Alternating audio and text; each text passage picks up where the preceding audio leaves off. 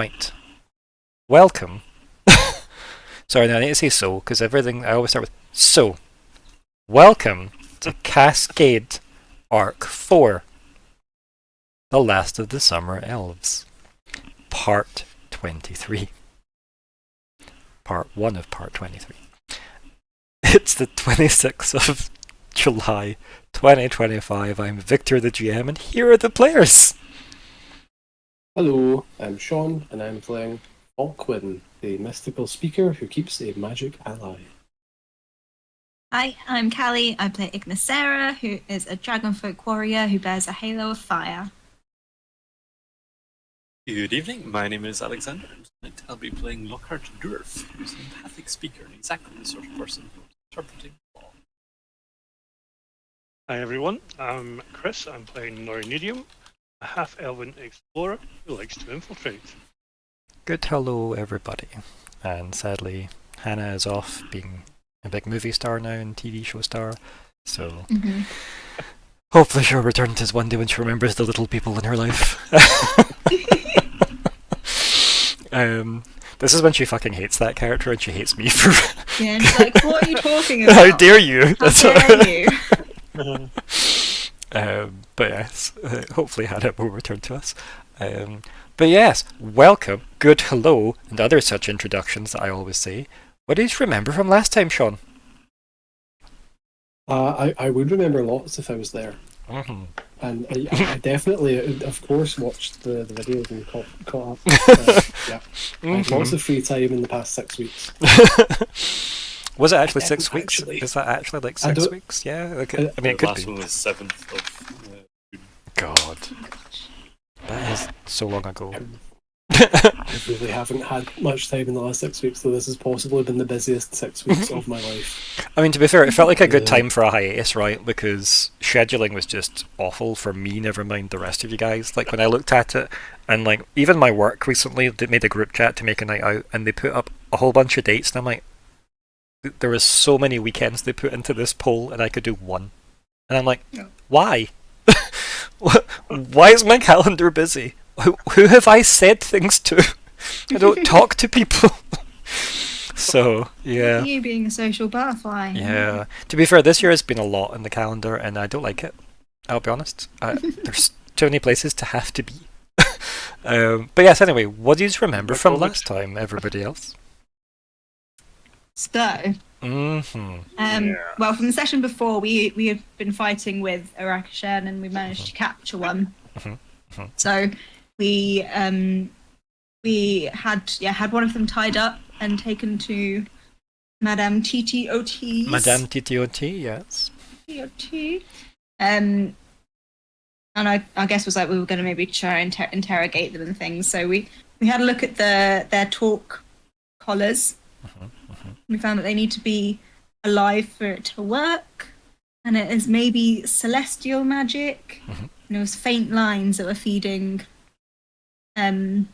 something else, and we think maybe it was to the Rakashan camp on the other side of the island. Like, something's coming from there. So we then interrogated the cat. Like, why is your kind here? Are you like allying with the Saurian? And the Rakashan said, my mission will go to the grave with me. So it was obviously very disciplined, very well trained, and wasn't going to let us kind of have any information. But we could tell it could escape at any moment. We learned about something called the extraction. I have the extraction circled. How did they know about the extraction? With not much else. They don't understand the word heroes. So that's sad. But they're from. We found that they're from a secret group, a secret elite group called Whiskers of the Empire, and talked a bit about their emperor and servitude. And they said that their emperor was chosen by Alatar himself. They chose to put on. They chose to wear the talks. Like they're saying it's their choice to do so, but it doesn't seems a bit. Yeah, it felt very culty, didn't it? Like, yeah, a bit culty. Nori thinks whole race is Adel. Chris then- looks so convinced by this memory. Like, Yeah, does but- Nori think they're addled? Is Nori addled? Adel. Is Nori a It is Rakishan? Adel. Yes. It got triggered by the phrase TTOT because we were like, oh, something's going to happen, and we were going to sort of try to call through to Madam TTOT, and then he instantly like breaks free, and then tries to kill us all, but we take it down. I think Myr'ra killed him in the end. Yeah, Myr'ra just like shouted him to death. We talked to TTOT a bit, and then we found out there are Saurians on Kale. We rest, and this is where my notes get a bit more shit. It goes, Nori, cool bow, bladed. Ooh, I bought a trinket. You did, yep. Earrings that glow around pork. That's the most important. Yep, you've thing got in it. these things. Or your uncle? Yes. Yep, good old uncle, yep. My pork earrings. Mm-hmm. But Nori gets something a bit cooler called Deathbringer, so that's more fun. We travel across the island for a bit. We find another camp that might be human. We think someone's watching us. We see there's a ship in the Rakishan settlement, something on the hull that's shiny, and then the other human comes out of their camp, and it's Grandmaster Gimbal. Jamble's alive! He's alive! Mm-hmm. And I think that's where it ended, because It I've got no more was. notes. Yes, that was the cliffhanger, is that you were confronted by Grandmaster Gimbal, the person who supposedly was killed. Yes. Yes. Got... Those were good notes. I don't know why you talked them down. Those were very good notes. Yeah. I think we had the only two things I think that weren't in those notes were Nori and the Rakishan had a lot of back and forth trying to goad each other. And Lockhart was in the brain of the Rakishan quite a bit, seeing the fact that the only thing the Rakishan was doing was mapping out who to kill in what order. As long as Lockheart was at the bottom, it's fine. But no, it was good. It was good notes, good recap. Anything to add, anyone? Very minor that apparently 8 scouts had been sent so far to spy on the Rakishan camp. Oh yeah, none came back. Yeah. Like, they never get any of their spies back, and neither do the Saurians. Like, everyone gets killed. The Rakishans had this like camo dust. Yeah. Oh yeah, I did. I wrote cat dust. That's dust from cat. I got confused with that, so I didn't say it. Some cat mouflage. I had yes.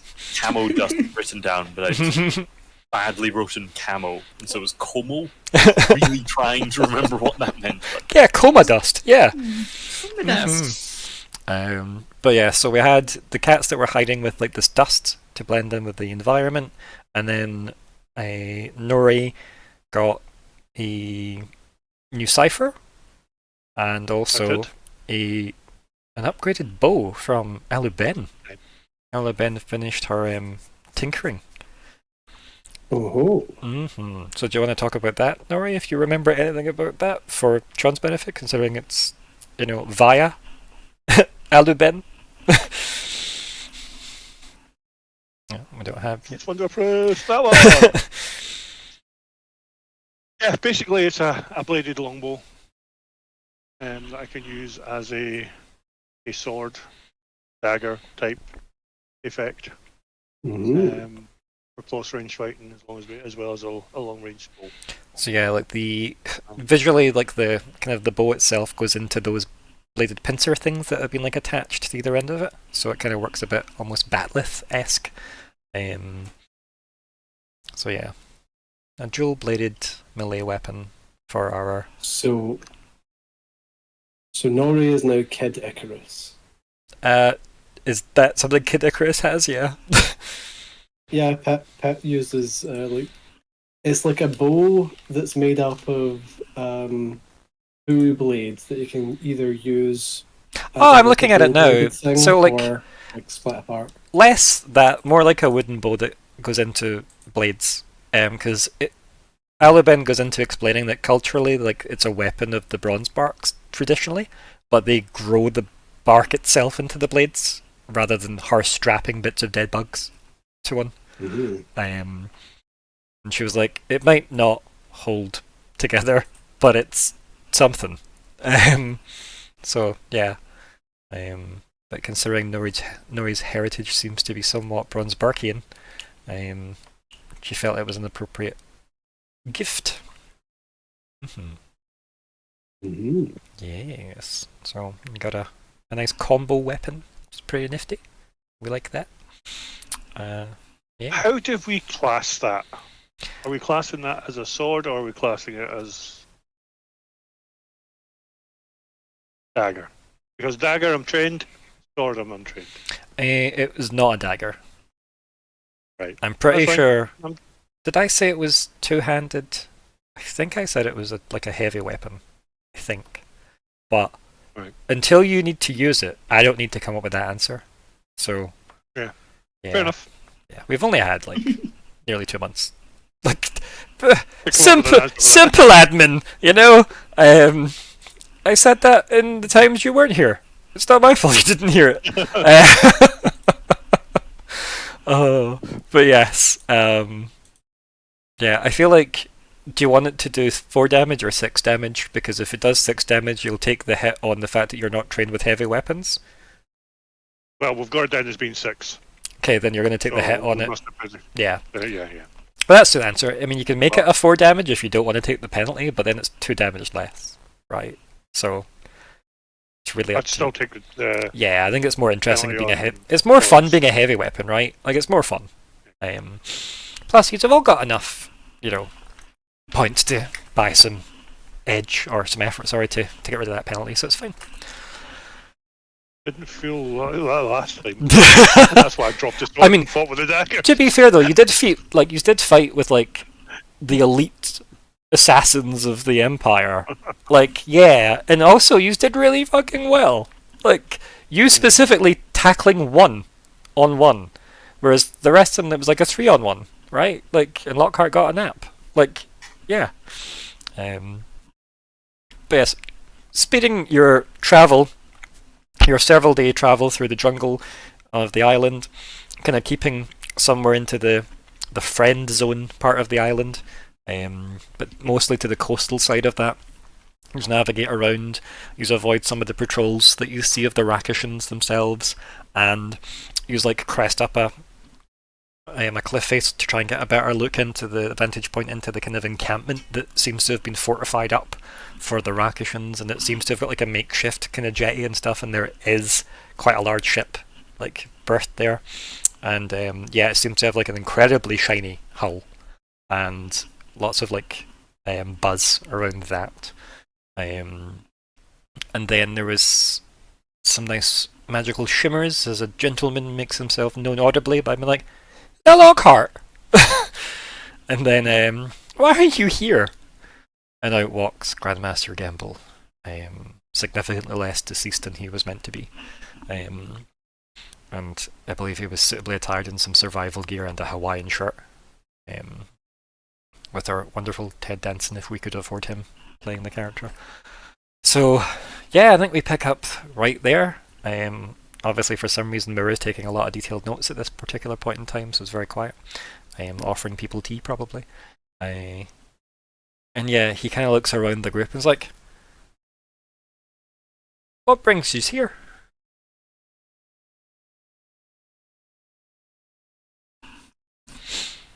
Lockhart won't resist being able to say, "I hear. I see. Rumors of your death have been greatly exaggerated." "Oh yeah! Yeah, no, I'm alive. It's just...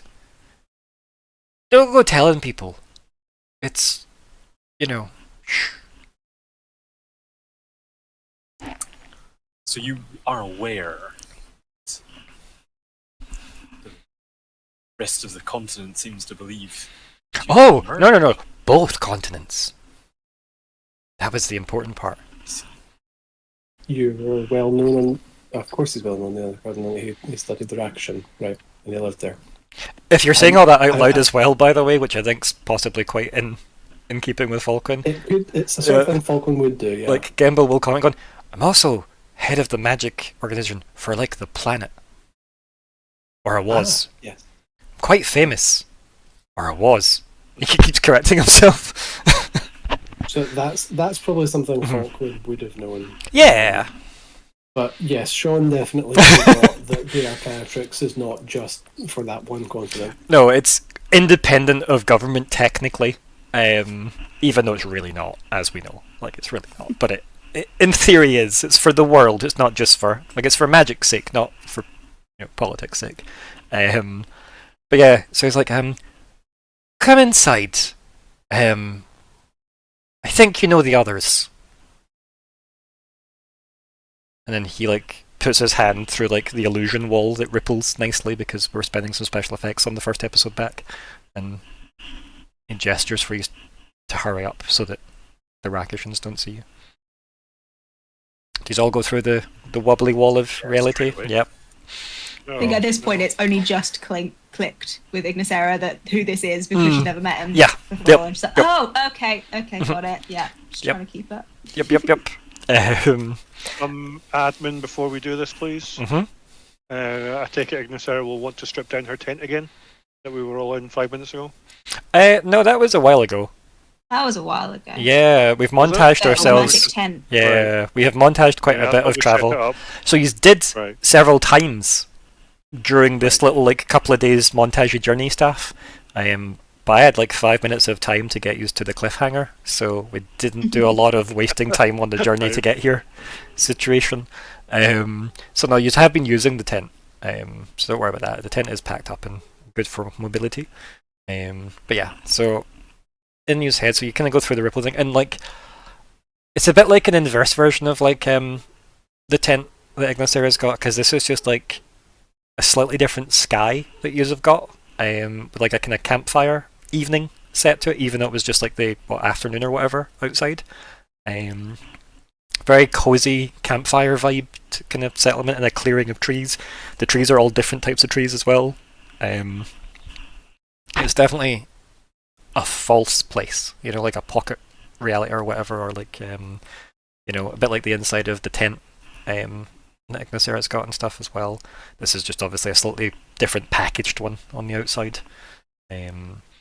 And there are 2 other people in here. Like, you immediately narrow your eyes, Alexander. Well, you said we probably already know them, so... Okay, no. Gamble said I think you already know them. I didn't say that. Master Joel. Sadly to disappoint. I mean, let me just quickly update my notes and it can be Master Joel. No. So, lying, snoozing with like a hat over their face, but physically they look very, very, very reminiscent of indeed Sloth snoring away in a lounging chair near the fire in a Hawaiian shirt. Also, and coming out of the one of the kind of tent things set up along the kind of perimeter of the campsite. Again, fairly large campsite. It's as if like maybe like 20 people or whatever are meant to be camping here, but it is just these 3 people. Some kind of like almost like salmon pink kind of like shirt that's been like rolled up and tied in a knot, and like kind of nice big wide brimmed hat. And she steps out of the tent and smiles at everyone. It's like, it's you guys, and it's Posey. Oh, Posey! Mm-hmm.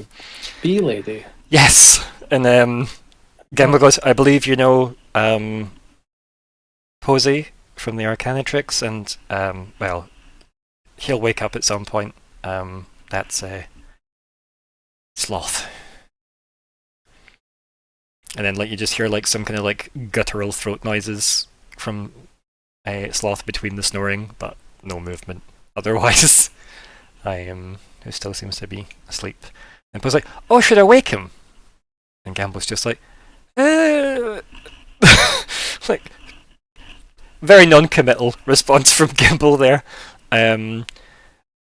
Yeah, he probably should be awake for this now that there's more people, and I don't want him to wake up and get startled. And then Posey just picks up 2 pans and smashes them near his head, and just kind of goes, "Get up!" And very slowly moves his hat off of his face and kind of goes, "Was there any need for that? Really?" And then he kind of turns his head slowly and looks at all of you and kind of raises an eyebrow, a big bushy eyebrow, and goes, "Hello! We've met." And he kind of points as if he's trying to remember your names and goes, "Maybe we've not." We have met. We've met. I thought so. Your names slipped my mind. Yeah. Yes, we talked about your plans. You told us about those the ones that got derailed, or the other place. Did I know? I spoke about that Yes, with you. We had Pride's sword. Oh! Did she get that back? Yes. That's good. Probably. And you're alive! Yes. Huh. We hope. She must be getting soft. And then, kind of just confused. I think, sort of taking on from that, it's yes, surprise of the mortality, or not, as the case may be, seems to be catching. So I take it this is some sort of ruse that Master Gamble, perfect cover, I guess, if everyone thinks that you're dead, no one's going to be looking for you out here. It's that or everybody forgets you exist, and that's much harder to do.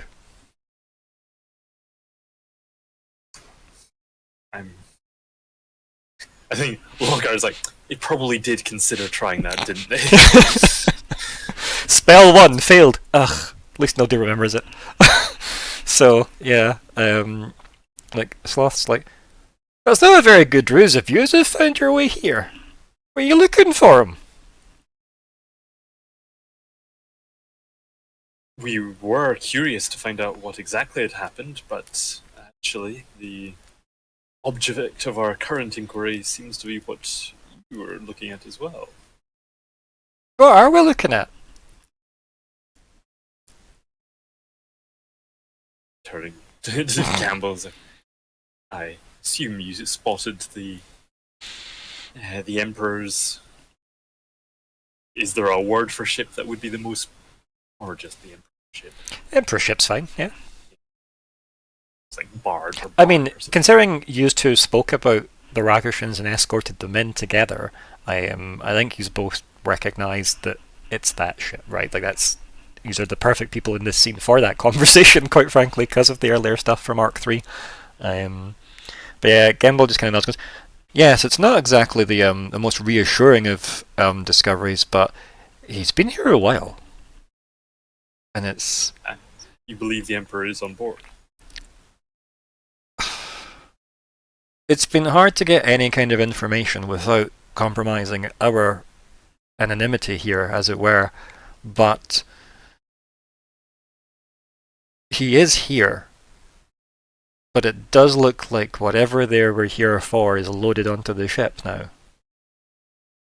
Because it has mostly been them packing things up the last couple of days to leave. The extraction. That's... Yes. A couple of days past, they had... and then it kind of as if he's trying to organise his thoughts mentally, and Sloth goes, it was about a week ago, if I remember rightly. Terrible sleep I had. Making off a racket. And then those people, the Rakutians, they went into the big man's territory. And then they came back. Awful roar. Just shakes his head. So perhaps taking something from the area, at least, of Mamaj Neb, if not from the big man himself. I mean, I've mostly been here keeping the camp secure. It'd be no good having a devil running around the island. Oh no.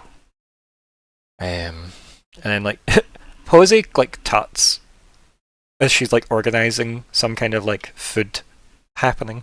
And then she kind of stands up and she's like, "Dad, are you going to tell them the worst part?" As she addresses Gamble As Dad. as Dad. Yes. Oh my god. Mm-hmm. You've been buzzing around as well, then? She goes, "Oh, because of the bee thing. That's funny. No, the Arcantrix people dealt with that. They're passing that around each other now, I think. I'm doing other stuff. I mean, well, Dad said he had to go and investigate some things, so, yeah, I'm here helping." She just big smile, big kind of like slightly manic smile on her face. Eggs. Do you want eggs? Yes, please. Okay. Why not? I don't What suppose... kind of eggs? And she goes, Also, can we just mhm. cycle back? He's your dad. Gamble's like, "I didn't want her to get any favourable treatment, so we never used my name when she signed into the Arcanatrix. It felt fairer because I just got the position and, nepotism being nepotism, she wanted to make her own way, so, I think there might even be people who think she's got no parents. But just meant she got treated on her own merits, I can respect that. Yeah, and also given her well, no offense, honey, but you are a bit flighty. Like you going missing and no one knowing that you're connected to me was good cover, I guess, for me having someone I can trust with my secret of being alive. There's only one other person that knows, as far as I'm aware. And just like looks blankly. My replacement? Just nods. How's she doing in the job, by the way? Like, he addresses you, by the way, Falkwin. Like, technically he's addressing you and Myr'ra. As well.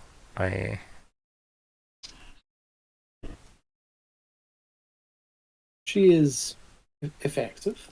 I can't say I know her that well so far. We've met. Yeah, like, she's the right person for the job. I don't think she'll actually give me the job back, if I'm perfectly honest, and, maybe that's okay.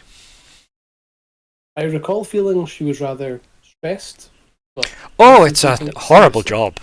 He just shakes his head like, "This has been a great vacation, all things considered." Just looks at the matching shirts between him and Sloth. But, yeah, in fact, yeah, maybe you're right. Maybe she will hand me the job back eagerly when I get back. Yeah. I mean, I know it was a bit naughty of us, faking my death and everything, but it felt like a good thing to do, given... I mean, I'm probably the closest thing to an expert on the Rakshans we have on Kale. Not many people that go looking for those answers do come back. Some of them actually quite like living in Felix. Shakes his head a bit as if that seems like a foreign concept to him. And then pauses like, "Bird eggs." Just very flatly.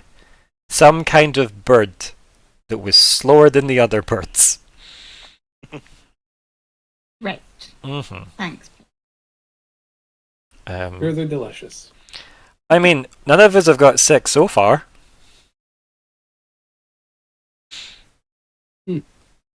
Right.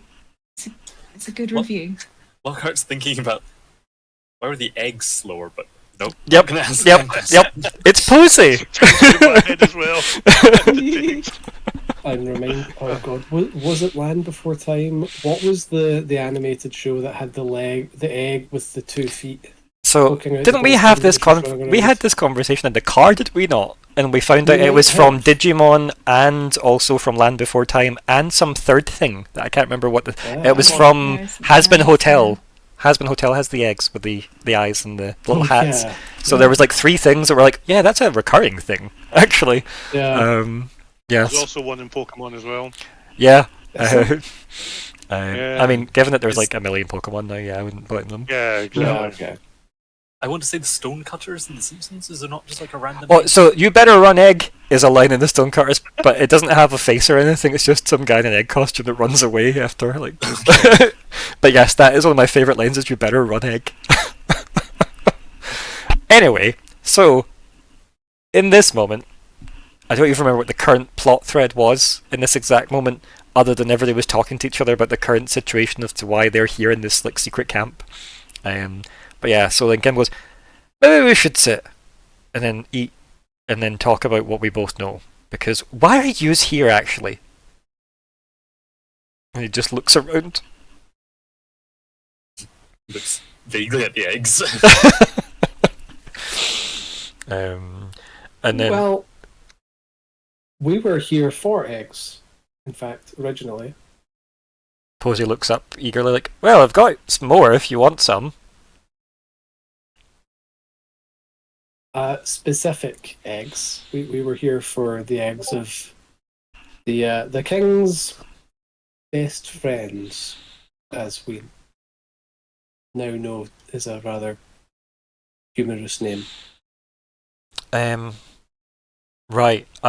I've avoided them because they're quite hungry themselves. Not so slow, I think. I mean, no, but you know, being a bee had some perks. You know, not many, but not being eaten by a big dinosaur is one of them. And I'm gonna try that, you know, to avoid that as best I can. Yeah, no, I don't think I want to help you get those eggs. Sorry. Just kind of shrugs it off pleasantly. And then Gim's like, no, honey, I don't think they were asking you to help. They were just saying, why do you want them? Like as if he's like remembering his own train of thought. Am I? I don't remember how secret I'm meant to be being about this. I mean, I don't think she was like. Also, like she works for, well, did work for Gamble, right? Yes. Technically, I say works for. He's the head of the school, as it were, the organization. Yeah. But we don't always tell our superiors. Oh no, absolutely not. Sometimes we just take their money. You know? I mean, the reason you're on this quest is because she didn't tell her superiors a lot of things. Telling them why we owe the favors probably is worth it. There's this one time we failed at stealing, and then we got someone to steal for us, and now we're paying that back. That's not true at all. You failed at sneaking. Sorry, sneaking. Yes. Yes. My apologies. It has been a long time since we played. Do you know Sierra Bronsbark? She's a wizard at the Arcanatrix in Cascade. Posey's she never liked me. I don't know why. And then Ken was like, "It must be because you're so good at making friends, dear." Yes, I'm aware of Professor Bronsbark, or at least Professor to be, I believe, Bronsbark. Well, she's doing some research on the Abrodak equation, and Sloth goes, we're collecting "Is she? some ingredients. Abridak equation? Ah, that's still rattling around, is it?" In a sense, Falkwin kind of hangs in a headache. Mm-hmm. Falkwin, can you roll Oh. Shouldn't have said that. an intellect roll for me, please? It's an intellect defense roll. Oh, good. Yeah, it's a difficulty 5. Well, I am trained in inflict defense, so that's a good start. Yeah.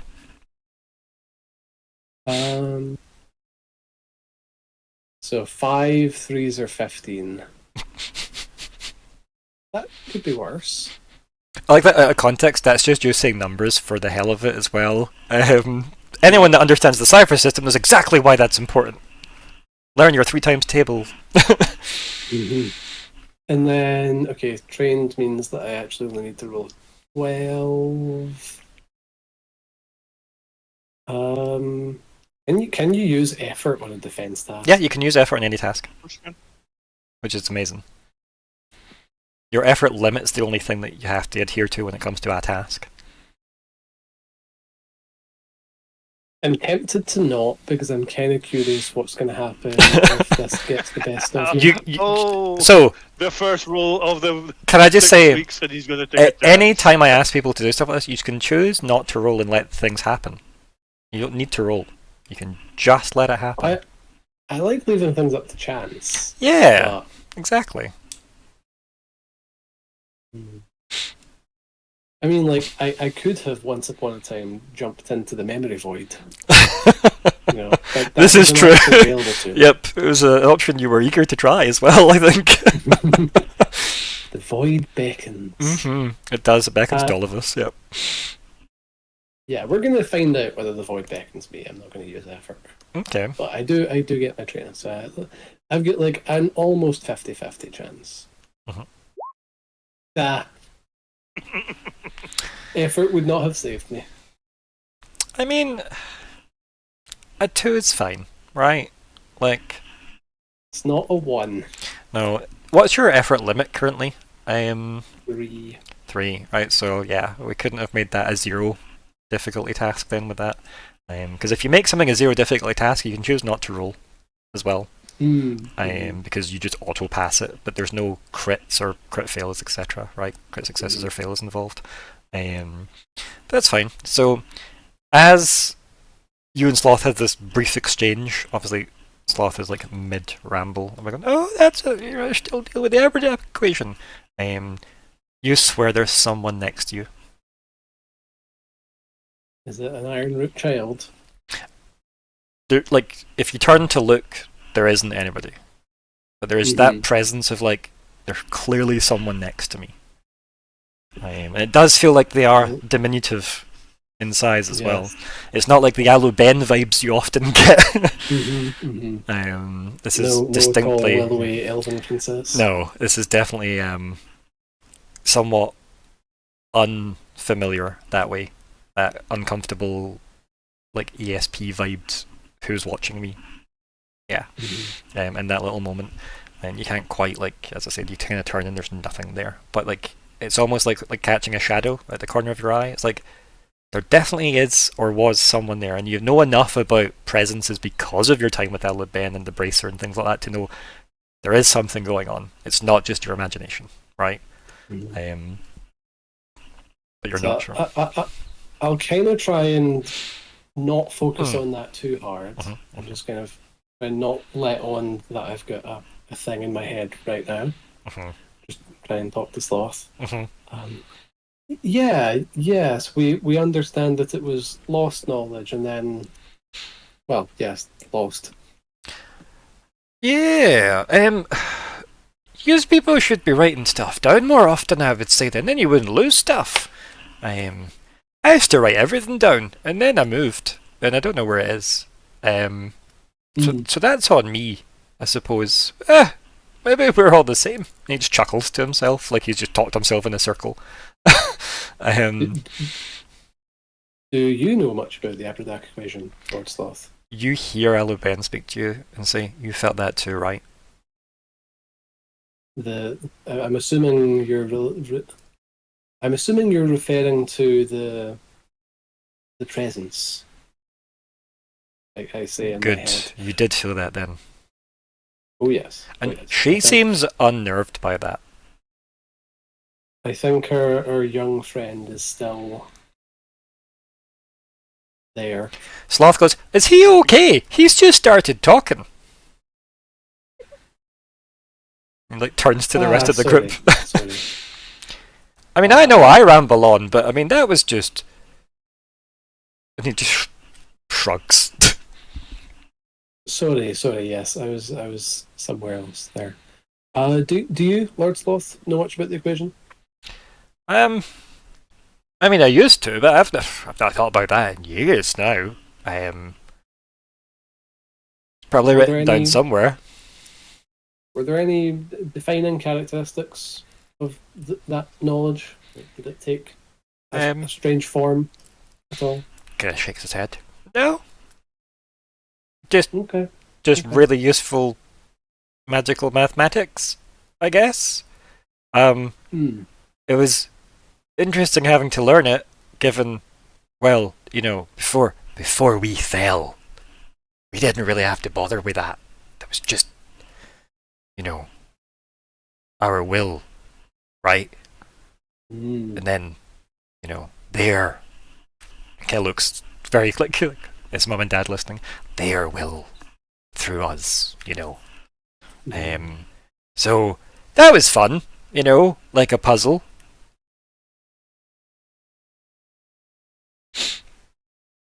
Would that have been the sort of thing that you wrote down before your move? Probably. Probably just kind of like side-eye a bit to Falkwin and be like, saying, looks like it is written down somewhere. I mean, that's if it was something Sloth wrote down. Like He doesn't know what he wrote down. No, he has no fucking clue what he wrote down. But it could have been the Aberdac equation. But probably most of what he wrote down would be interesting. Don't we have the Aberdac equation now? Yeah. Given it, yeah. We have it in two forms. We have it written down in Iron Root script that no one can That read. was it, yeah.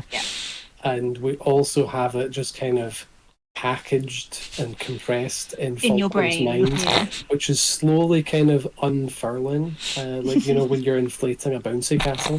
Like the image I've got in my head, it just kind of slowly taking shape and probably putting some pressure on his cranium because, ow, having a bouncy castle in your head. I mean, once you move all of Aliben stuff out, though, right, you'll have room. Your head's been a busy place for a while. Gotta clear the garage out of there. Yeah. Oh, it's so real. Sorry, it's meant to be Aren't we escapism. missing one page. Are Page we? we haven't read yet. So it's more so that there's one page you're not allowed to read, and that's from Gamble's dissertation, right? So it's like page 300 and something. Sorry, From confused. yeah, it's okay. It's okay. There's a lot of elements at play. Ooh, we can Um, ask him. So yeah, he like Sloth gives you like a weird look, as if, why is any of this relevant? How did we even get onto this subject? And then he kind of looks over at Posey and is like, "Are you making eggs? That's good." Kind of just like rests his hands on like his belly, as if like quite eager to have some food. And Posey's like, "You don't even eat. Like, why do you do this?" He goes, "I like to join in." She kind of just rolls her eyes. And then Gamble just, it's like, the camera goes back to Gamble, who's just pinching the bridge of his nose this whole time. Been like, "So you're here for eggs?" That was what brought us here, yes. Right. For the Aberdac Now equation. coming. And then he looks at you and goes, "Sorry?" Oh, we've now kind of deviated from our main plan. This happens quite a lot. Right. I think we're just investigating the same thing that you are now, really. That's what I was hoping when I spotted you outside, because it'd be very coincidental you just happened upon where we set up camp. You're not all like Rakishans in disguise, are you? He kind of chuckles nervously, kind of realizing his joke isn't maybe actually a joke. I don't think so. That's not Are as you? comforting as you might think. pats the neck just to check. No, have you got any talks? Yeah, it's like vampire bites. You're not like you get bitten by a cat, you become a cat. And he goes, "Well, I'm afraid I don't know if there's much left to investigate other than maybe what damage they've already done, because they seem to be packing stuff up to go, which isn't great. There's only so much I can like. I have some pretty good spells at concealing things, but it wasn't really my forte, if I'm perfectly honest. And this campsite's probably the best thing I've ever hidden, actually. It was quite a showy-off student, if I'm honest. It's not really served me well in my career, because there's so little opportunity to show off with flashy magic, other than the celebrations for the Arcana tricks, and there's not enough of those. So, it means I've not been able to really get in about the camp, and the Rakshans are really good at magic. Like, yeah, I'd have to hide the tremors I would make by just walking through the camp. It's really difficult to do without the magic being quite impactful. And then it's more likely they would detect that with rudimentary, magical scans. So I didn't really have many options other than just kind of hanging out here and just taking notes for like the last 2 weeks. Do you have any ideas? Any other options? Was the ship's hull sort of actually out of character? When the ship came into Cascade, did it was not shiny. Yeah, so Lockhart would be like, was the ship's hull like that when it arrived here, or was that something that's happened during its stay? No, that's been something they've done to it. It got an entire, effectively, facelift, really, once it got here. And it was overseen by the Solar Emperor himself. He seemed to be quite hands-on, actually. It's concerning. Because he's not without some magical gifts himself. He just doesn't tend to lean on them like other people do, which really is a failing on my part. Probably should have went for more runs. But this is fine. We've got information, we've got more resources if you are willing to help with the investigation. How did you find out? Are you suggesting... Sorry? It looks between the two of you. Go for it, Nori. Are you suggesting that you'd like to go into the town yourself if there was a way to... Well, or... as I said, the problem is that I can make things invisible, right? Like, that's not super difficult. I would hate to have been called Grandmaster and not be able to hide something. It's just the other senses of the problem. Like, the Rakshans are really good at geomancy, so the idea of just you stepping nearby is something they can detect. So it doesn't matter if you're invisible to the eye, they'd know where you were based on your footsteps, just from the impact on the earth. That's the tricky bit. That's why I've not been able to wander through the camp. I was kind of hoping they'd maybe go to sleep at night, but no, they're actually more bloody awake at night. Which is really annoying. Is that an innate skill? Maybe that's why they detected me when we fought them. I don't know. Cats like to be up at night. I guess they're like them. He just shrugs, like he doesn't know. They're not a particularly nocturnal, race. He's called the Solar Emperor. He just shrugs. Do we have anyone in our party who can step particularly lightly, or even move without stepping at all? I mean, Myr'ra can fly, can't she? I can fly for a short period of time. Yeah, Myr'ra can hover off the ground. Yeah, she can hover. So she can do that, and she can move herself directionally if she concentrates. I don't think she goes invisible very well, but it's not to say it just means she can't do it to herself as far as I'm aware. I could be wrong if she's picked up something since we last discussed character stuff. But she can at least hover off the ground. And she hasn't yet described it like she turns into a flock of like angry, loud crows. So, what were you going to say, Chris? I was just going to say my stealth skills may be up to it, but the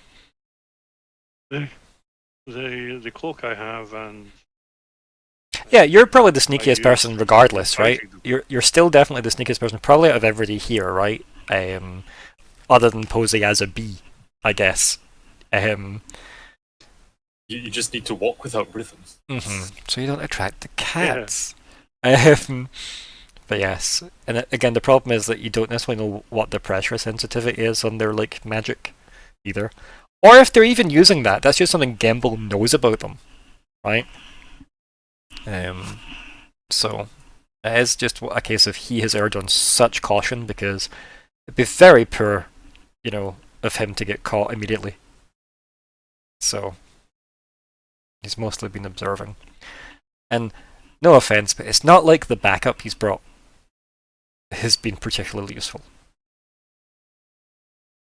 No offense to, Posey or Sloth, but like there's no real reason why Sloth is here. If we were to go into the village below, what kind of information would you be looking for? Well, as Sloth was saying, about 2 weeks ago they went into the it was about 10 days ago maybe, like they went into the jungle towards the Majneb's, territories, and yeah, I did try and follow somewhat, but I had to keep my distance. They're really good scouts, those Rakashans. Like, they've really got their whole empire to, like, it's quite impressive, especially given, like, their socioeconomic history. Anyway, like, so they got there, and they, I mean, how long have you been on the island? Did you see the giant beam? Yes, that's exactly how long I've been on the island. That happened just after we arrived. Oh, well, that was handy, because then I don't have to explain much.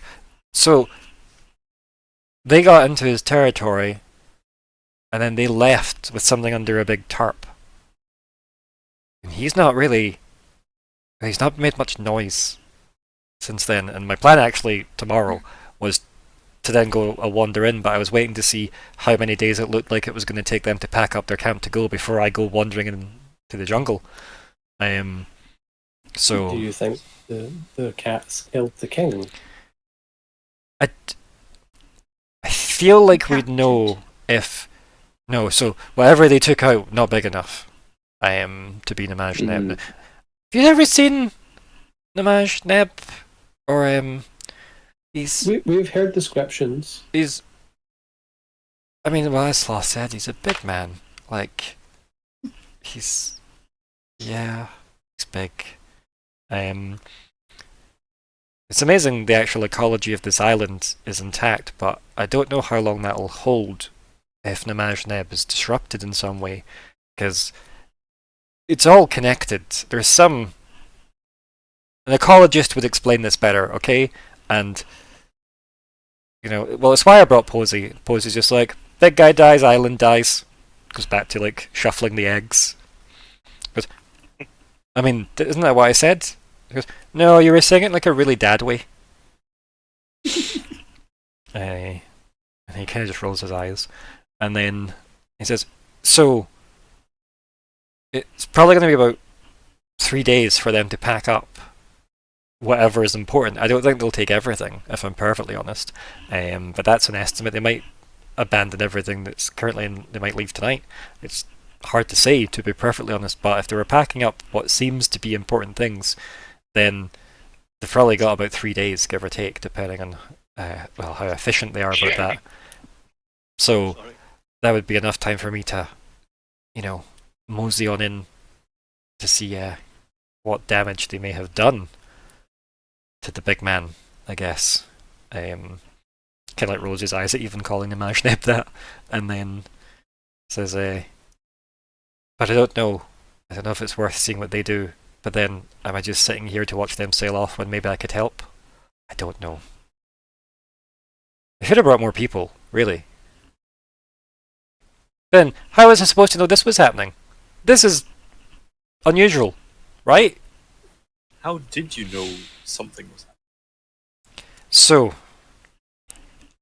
I'm probably not going to sit and explain all of the information network that the Arcanatrix has access to, for very sensitive reasons, but we have a lot of people in a lot of places, and they all talk to each other magically, and we keep our eye out for disturbances in the magical auras of the world, because those need attended to.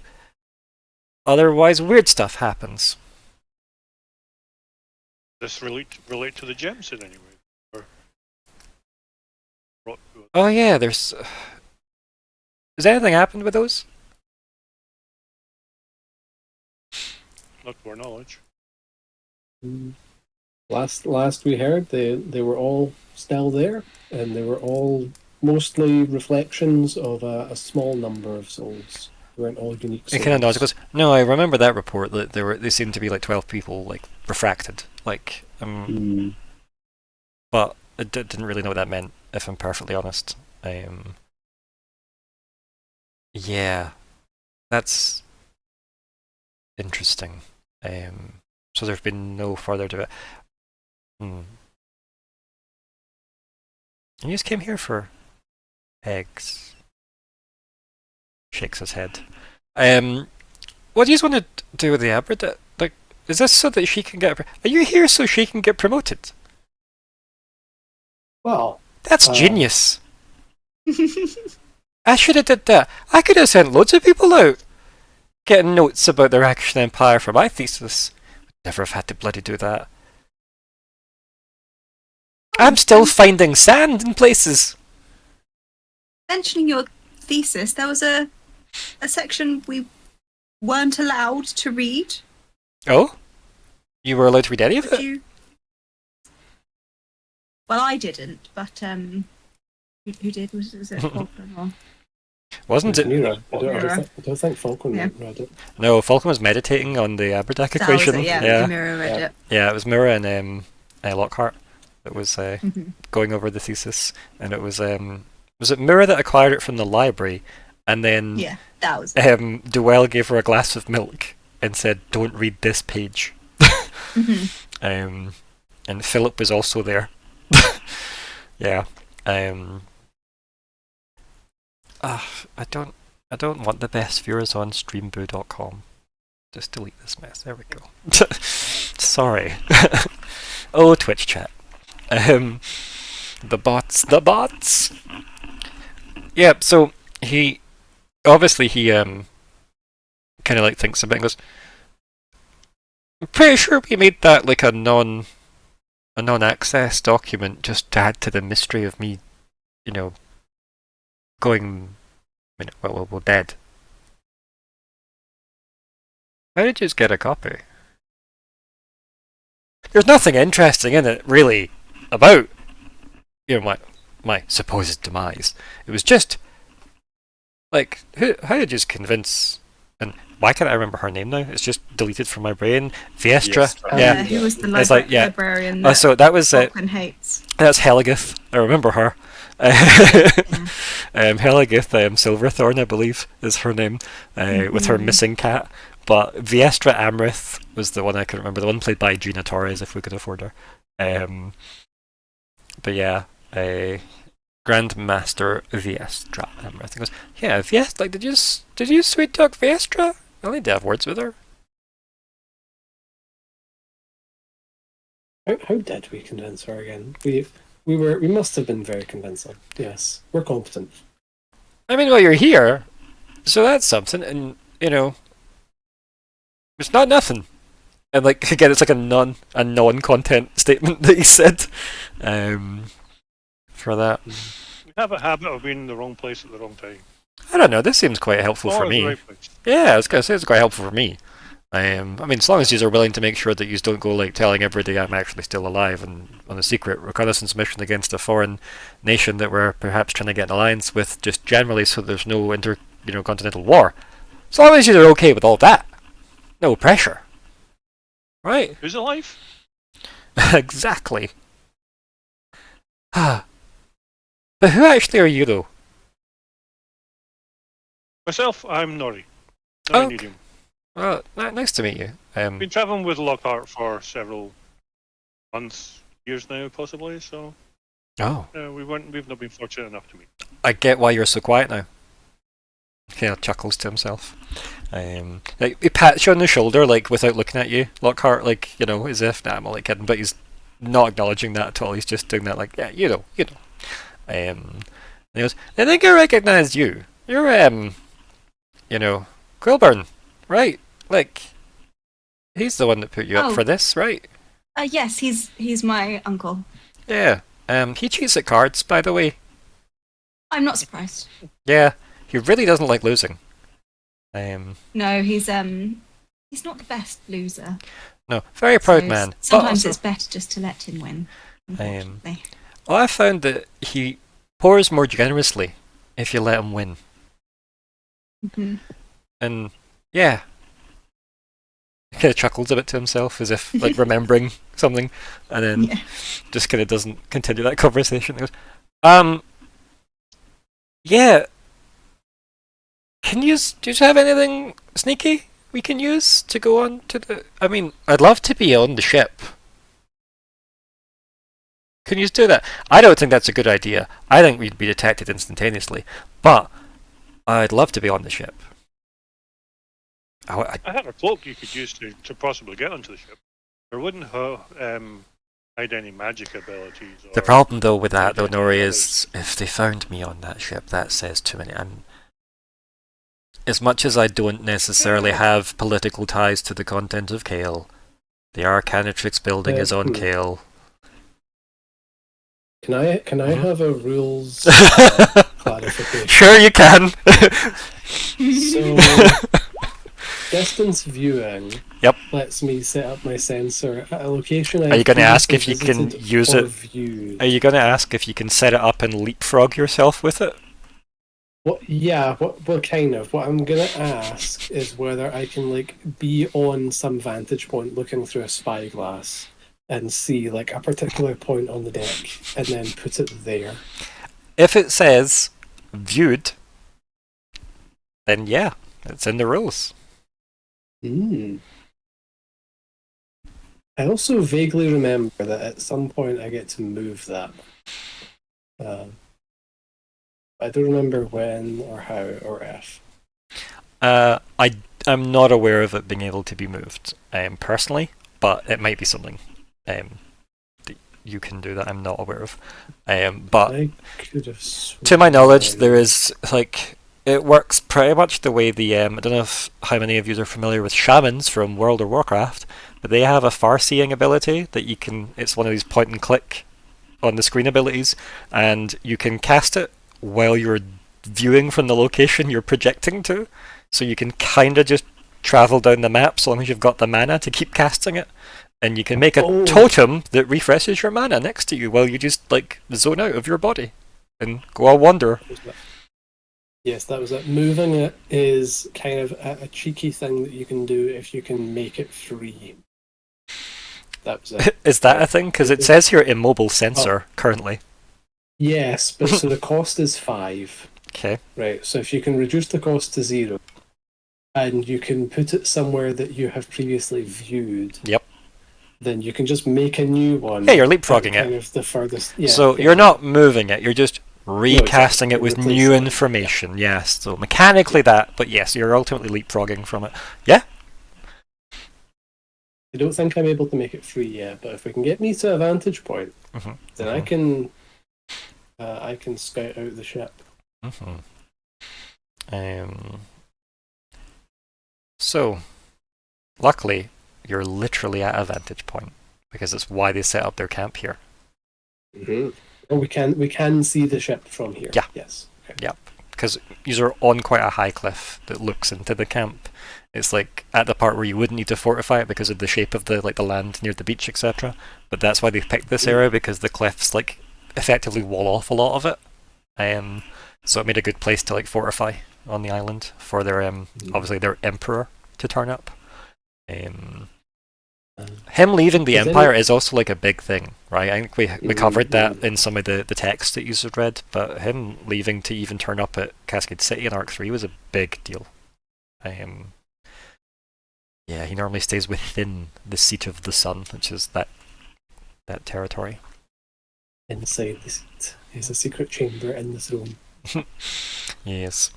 Anyway. Mm-hmm. How warded do we think the ship will be, though? Mm-hmm.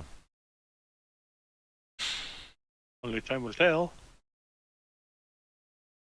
So, if they're half as good as how they were when they infiltrated Saurian camp, then And if they have they a might have new, trouble.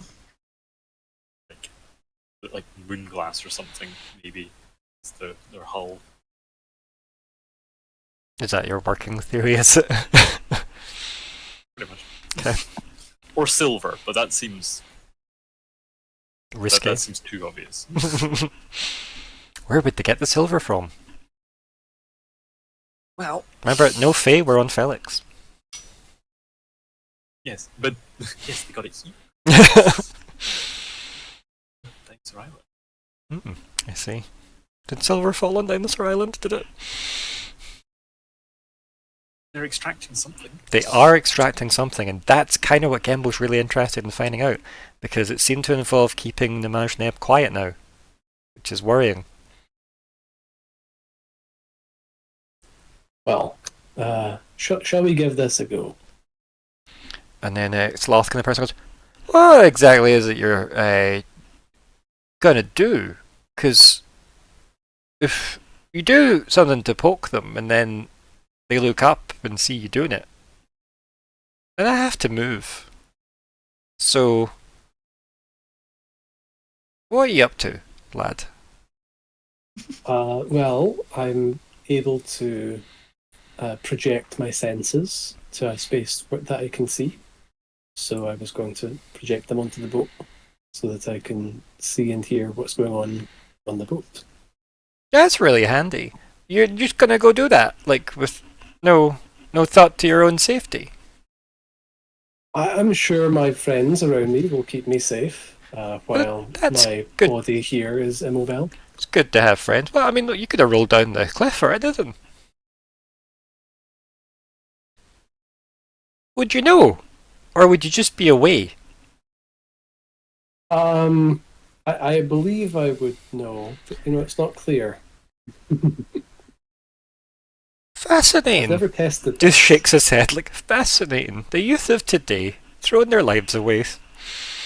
Falkwin makes a note to test this more and just kind of astral project away while people kind of poke him to see whether he can.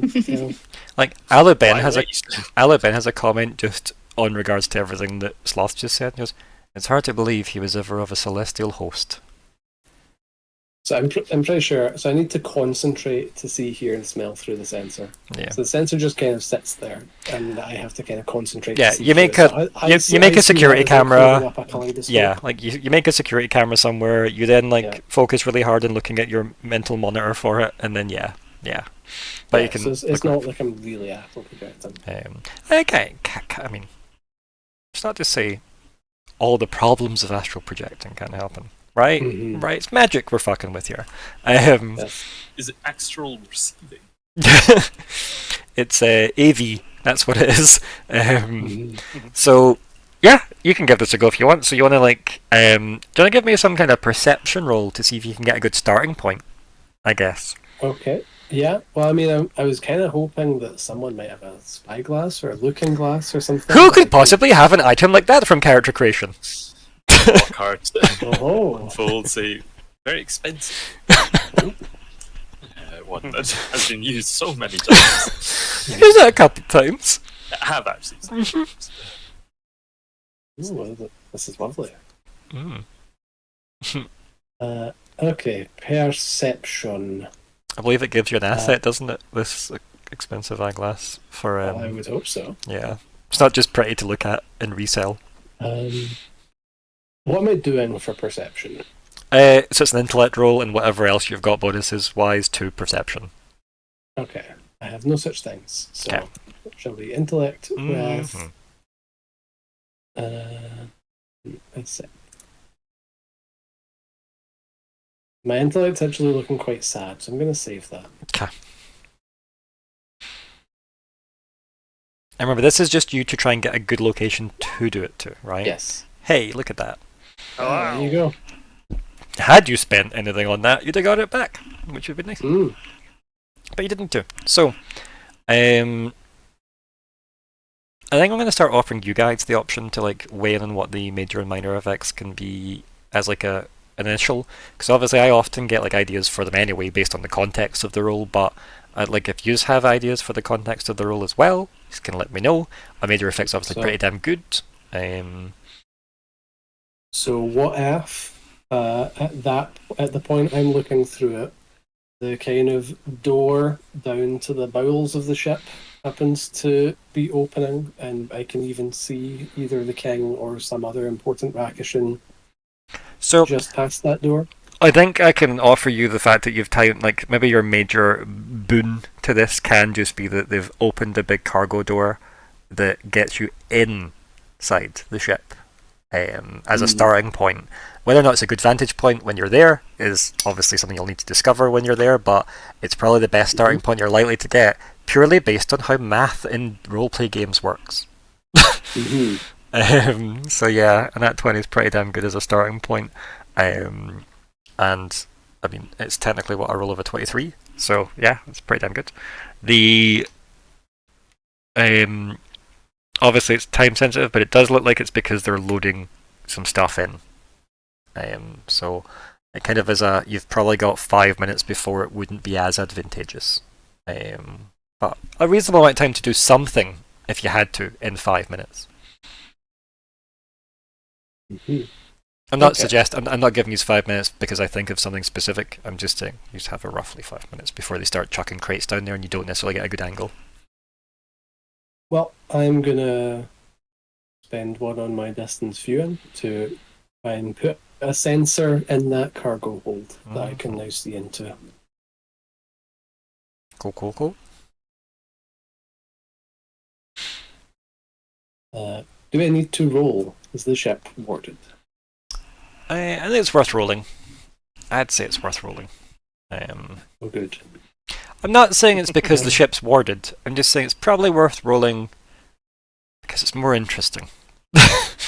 This isn't just you looking in anybody's ship. This is you looking in the Solar Emperor's ship. You know, this is the M&S of ships. So I'm not rolling. Am I rolling to see whether the sensor is actually created? We'll find out based on how well you roll. And it's a roll specifically with you using this move, so it is tied to you creating the sensor, if that helps you brain-wise. Yeah.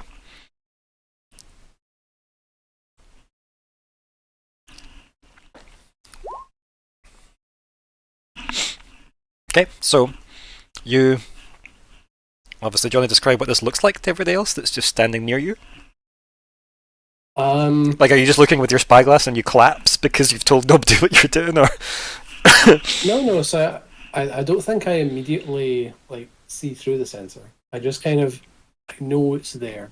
It's a very stealthy thing. Right? I'm looking through the spyglass, and the sensor kind of pops into being at the point I'm looking at, and then I would need to kind of then concentrate in order to start seeing through it. So I guess I'd give the spyglass back to Lockhart, stop it being damaged, and then just sort of meditate, standing up. I guess, as I say, I'm not fully leaving my body. I'm just kind of, my eyes, nose, and ears are now being hooked up to the sensor. Okay. I guess. Cool. You plug yourself in. Yep. Yeah. Okay. Anyone else for anything else? Just looks like I'm closing my eyes. Anyone else drawing on Falkwin? I'd probably just be keeping an eye on Falkwin and guarding him while he does it. You've obviously had to leave the guarded tent to get this vantage point. That's probably worth noting that you have left the shielded tent, or the campsite, because it's not a tent. to do this. How long a distance would you say it was? Long, very long distance. I mean, very long by definition. Yeah, probably longer than very long. Right. Yeah. Perfect. Just yeah, like you're on a tall cliff overlooking a bay, effectively, and the ship is on a jetty, like the end of a jetty, because it's a big ship and it needs deep water. So it's quite a long thing. It's why like packing everything up has taken a long time, because it isn't, just a case of hoisting it directly into the ship. There's no harbour here, right? They've had to makeshift something that goes out deep enough to the big ship. But yeah. Lockheart probably was sort of like side to Nori, like, I was wanting to know what happens if you poke him or something while he's doing it. That was something you could do. Okay, worm tongue. I can check some of his pockets.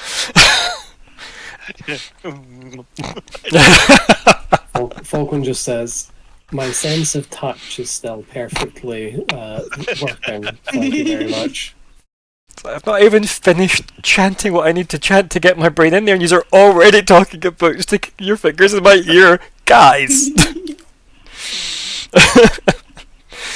Amazing. But yes, I assume we're going to try and project into the sensor. Mm-hmm. You project in. It's a reasonably well lit cargo hold, right? There's like kind of devices lining the walls that seem like they give off light. They're not torches or anything. There's not anything rudimentary. They're quite fancy. Some kind of like magical device or crystal type thing that's on the inner walls. The ship is like, it's not lavish in any way. It's very like functional. It was like metal, quite cold design wise. Like it's not like, oh, the Emperor's turned up in his like, the Orient Express style, like of luxury, etc. It's definitely this is basically what looks like a warship. I think that's how I described it in Arc 3 as well, as it looks like a warship. But obviously done up a bit. At least on the bits people would see normally, right? And the front of the ship does it has the capacity to like fold down as a big massive like boarding ramp thing, because that's how him and his entire entourage came out of it, with their Prince Ali moment that they had in the third arc. Exactly. And yeah, like there is. This seems like obviously like an ingress point for a lot of cargo. There seems to be a whole bunch of pulleys and stuff to obviously move stuff up and down between the decks, and it does look like it can go lower to another floor down as well. As for that, there's a bunch of Rakishans moving cargo around. Some of them have clipboards. And I see the big thing. No. The big thing's not there. No, but as I said, this looks like an initial ingress point, that then things get moved or go further down. Because the loading ramp does seem to be able to go further down. Is there anything interesting on their clipboards that they're... Mostly Vulcan can see that people have clipboards and are moving around organising other people. Can't quite read text on the clipboards, purely based on the camera angle we have. Yeah. But the angle you've got, you could like travel fore or aft of the ship, but it does look like it's mostly a cargo level that you're in. Or you could try and find a way to get lower, either by waiting to see if the lift's going to go down, or finding another route down. So what are my options, like in terms of exits in the room? So I can either wait for the lift to go down, or I can go forward or aft to see if there's other routes, basically. So the room that you're in, there's a way out to the fore of the ship, and there's a way out to the aft of the ship. Okay, I have 7 speed points and 12 intellect points left at the moment. Okay. I get to spend both of these because of quick wits. I guess I will go as far... Keep in mind, if you zero out your speed, the worst thing that's going to happen is extra effort costs, but also like you just can't move. You don't need to move currently. Yes. These are exhausting yourself's fine. I'll carry you. See? It's okay. Okay, I will spend a point to put the sensor somewhere a bit closer to the You can talk to the team. Remember, everybody can be involved in this if need be. Yeah, okay, yeah, so I should actually say out loud that, okay, I'm in the cargo bay. I can't see anything useful. It looks like a cargo bay. There are Rakishin with clipboards. I can go to the front of the ship or the back of the ship from here. There don't seem to be any particular benefits one way or the other. Where do you think the more valuable, juicy gossip would be happening? Where is old King Cat? Yeah, like do we know about kind of like layouts of ships? Where is the kind of the captain or the most important person likely to be? The Solar Emperor is likely to be near the aft of the ship, and probably on one of the decks above the cargo levels, right? So like where the main deck is of the ship, user like one level in down the way, he's probably like 2 or 3 up from the back end of the ship that's built up quite a bit. Yeah, so he'll be in his Can next ladders? Do you see any ladders that would take you up or down, other than the ramp?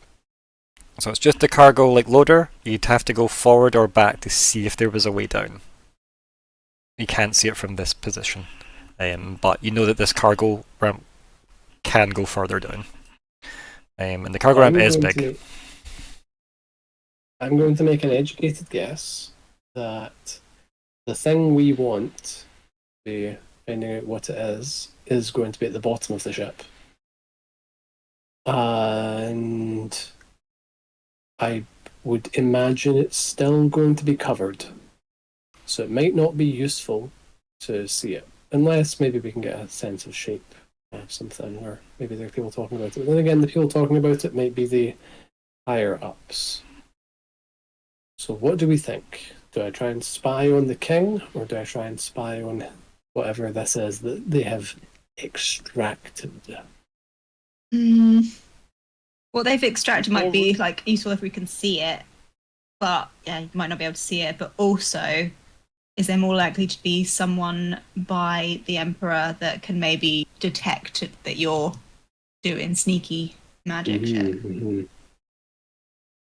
One of the other questions is, are you one of us that can understand Rakishin? Oh, they speak a different language. Yes, I can.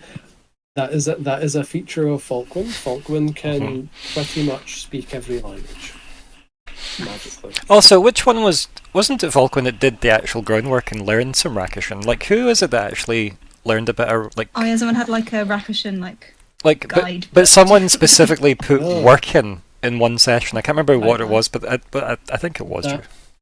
That sounds like the sort of thing Falkwin would do, because I need to... it would have been either Falkwin or Myr'ra, I think. So Falkwin's language skills are all spoken. He's not much of a reader, which maybe wouldn't be that, but... does anybody else remember, like I'm sure someone did, and they got like conversational Rakishin, I said. I thought it... Am I thinking about... Was it who, sorry? Saurian.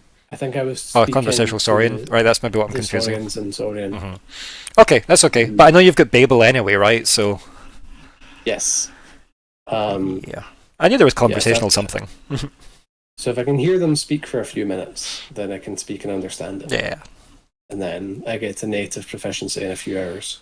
Yeah, and obviously there was not really much use with the guy who's captured because he could speak like Cascading, right? So, yeah.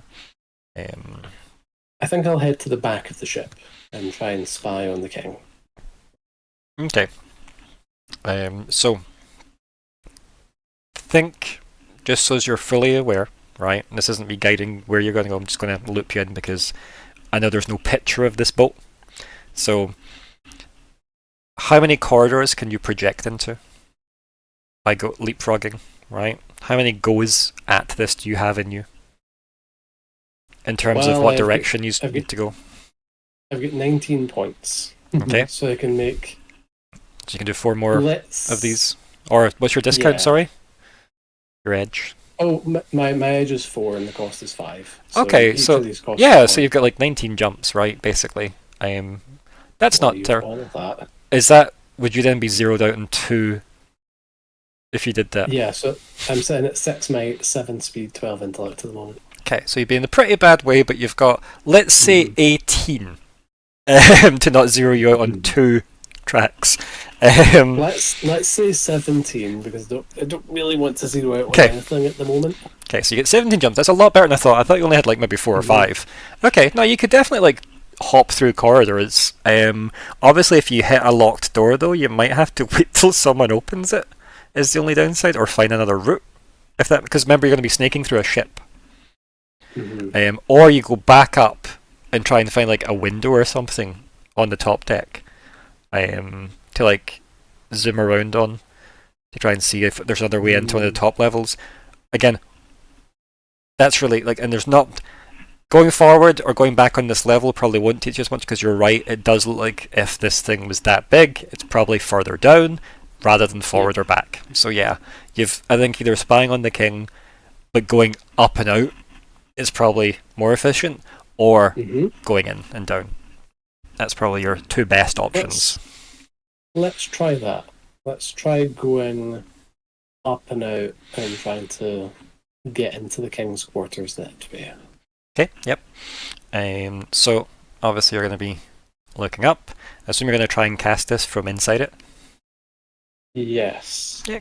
Or no, or I could. Yeah, it depends on whether I can get a better vantage from. I mean, outside. the only difference being you'd be closer if you made one like just above the entrance, right? To get like a slight bird's eye view of the ship, rather than like it doesn't even need to be that high up technically, just enough to see like the aft tower of the ship. Or you're going back up to your vantage point where your body is, and maybe borrowing the spy glass again to find like an open window.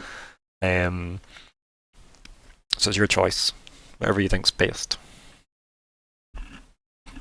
Yeah, if up and out is the plan, like I don't know if we've got the same mental image of what the ship is like, so maybe we should just kind of streamline this a bit more. But if up and out is going to be the kind of way to go, I feel like, yeah, I feel like doing it from above. So this isn't the exact image I've got in my head, right? But this will do as a slight placeholder, because it gives you some of the rough shape of a boat that I want you to have in your head. It's just not the exact shape that I've got in my head. And this might be familiar to some of you.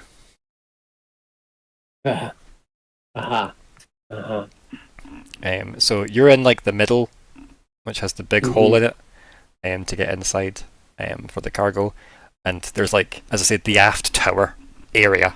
It's not quite like that, but it's close enough. Definitely way more fantasy than that. I think I will try and do it from the outside, assuming like. Did it seem like I had a good enough view with the spyglass to be able to see in one of those windows? Probably not from the spyglass, but at least you could be able to project near a window from the outside, right? But also, that's just like you looking. If you projected up, you could just jump closer to a window as well, right, from here.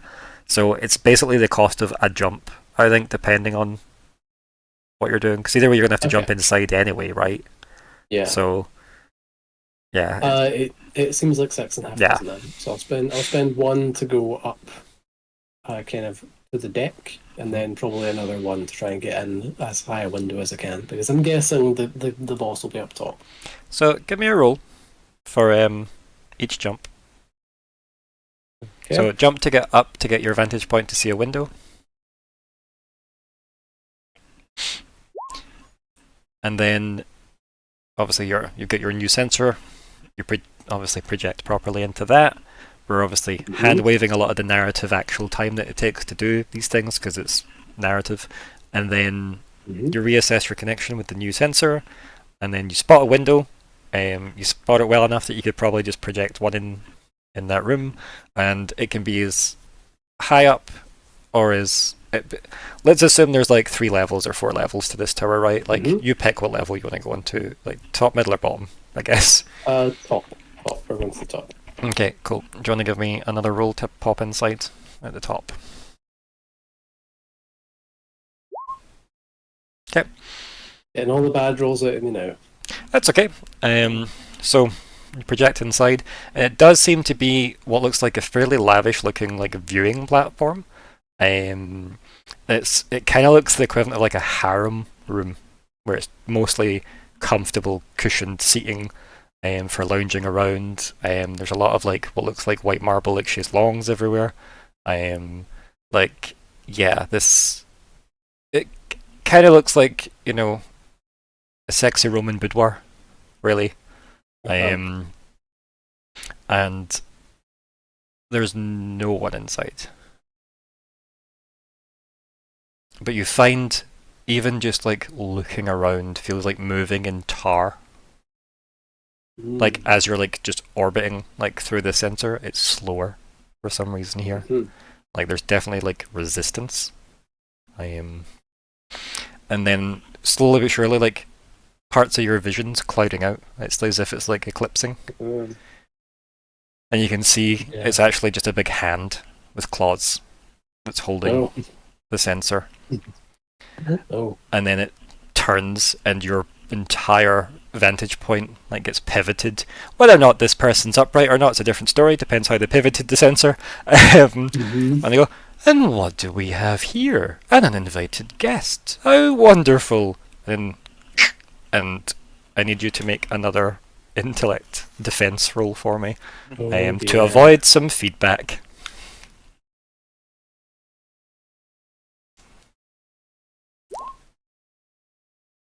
Okay. You take 5 intellect damage. I think closed mind does something for you. Maybe it doesn't. Is there no armor towards stuff like this? Maybe. Where is it? I just remember closed mind being really good because I took it for the hypothetical I made.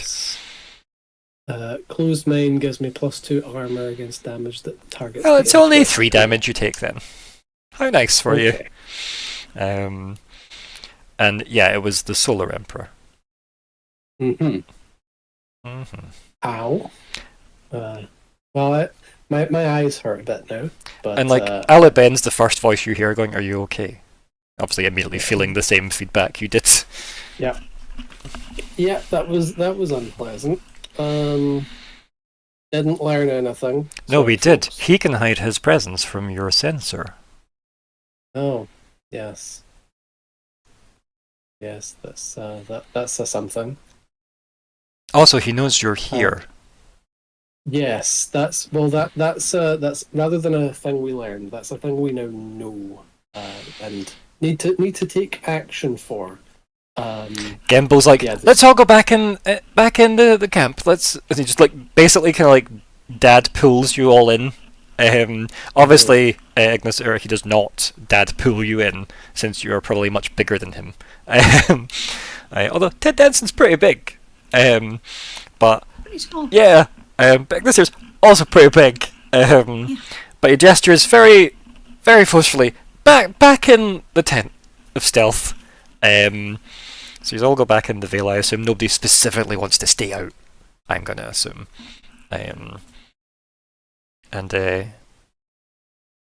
He goes, that didn't seem to go well. What did... You said you didn't learn anything? Well, so I found the king's observation deck. Right. And then the king found my invisible sensor. My invisible, formless, magical sensor. And he destroyed it. And that hurt. Are you okay? Yeah, I'll be fine. I'm just He like puts like a hand on your shoulder, like reassuringly, and he goes, "Posey, the green one, next to the lighter green one, but not the one that bubbles when you open it." And Posey's like, "I know which green one you're talking about, Dad." and then I would goes off and like like lifts out the potion bottle and like just throws it very, very haphazardly at you very quickly, Falkwin. Ooh. It would have been a think fast moment if she wanted to give you a heads up. So how well do you catch that? I'm not going to make you roll, but I just want you to describe it.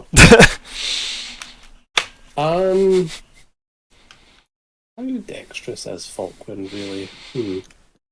Well, what is your speed stat, I guess? What's its total? Like, on a good day? Total is 14. That's alright, right? Like, yeah. You know, you start around the 8 mark. You know, it's not going to be massively, like, slick about it, but it'll probably... Like, enough to stop it dropping, yeah. Yeah, not let it smash. Yeah. And then Kimball just tuts. And then just says, have a drink of that. You'll probably feel better. I would drink it in one, though, and don't inhale. Okay. Doesn't smell good. Yeah. Yeah. You can roll your recovery stat for free. Nice. 8. And that doesn't count towards any of your recoveries. I would like to take my 10-minute as well. Yeah, you can at least start your 10-minute, yeah. So, Gamble looks for goes, well, that didn't really go as planned, did it? That kind of sounds like... Well, he knows at least someone's here. Did he... He's going to be alert to our presence. Yes. Does he know who you are? I mean, I've existed in the same space as him before when we saw him in Cascade, but he shouldn't know me. Oh no, wait. Was he at our hearing?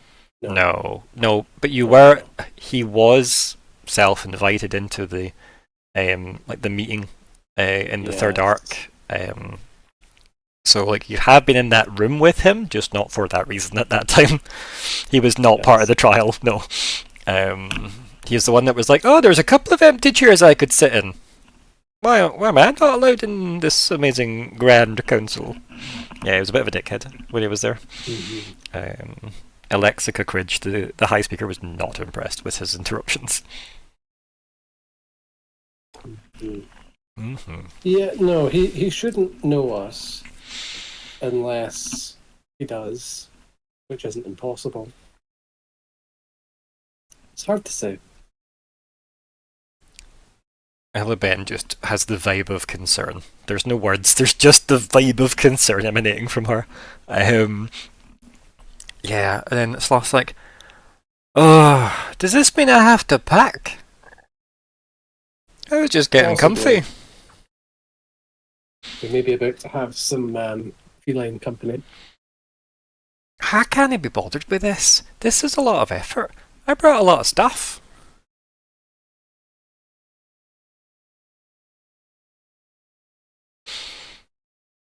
I think it is probably the end of our little sojourn then, and time to be moving, if not away, perhaps further in. I think our time to make that decision is now. I don't believe any of us can remain. Well, you used enough words to make that sound important, so I suppose you're right. Kind of just nods, like with his bushy eyebrows, to you. And Gamble's like, I don't know why he came. Just like to you, like slightly quieter.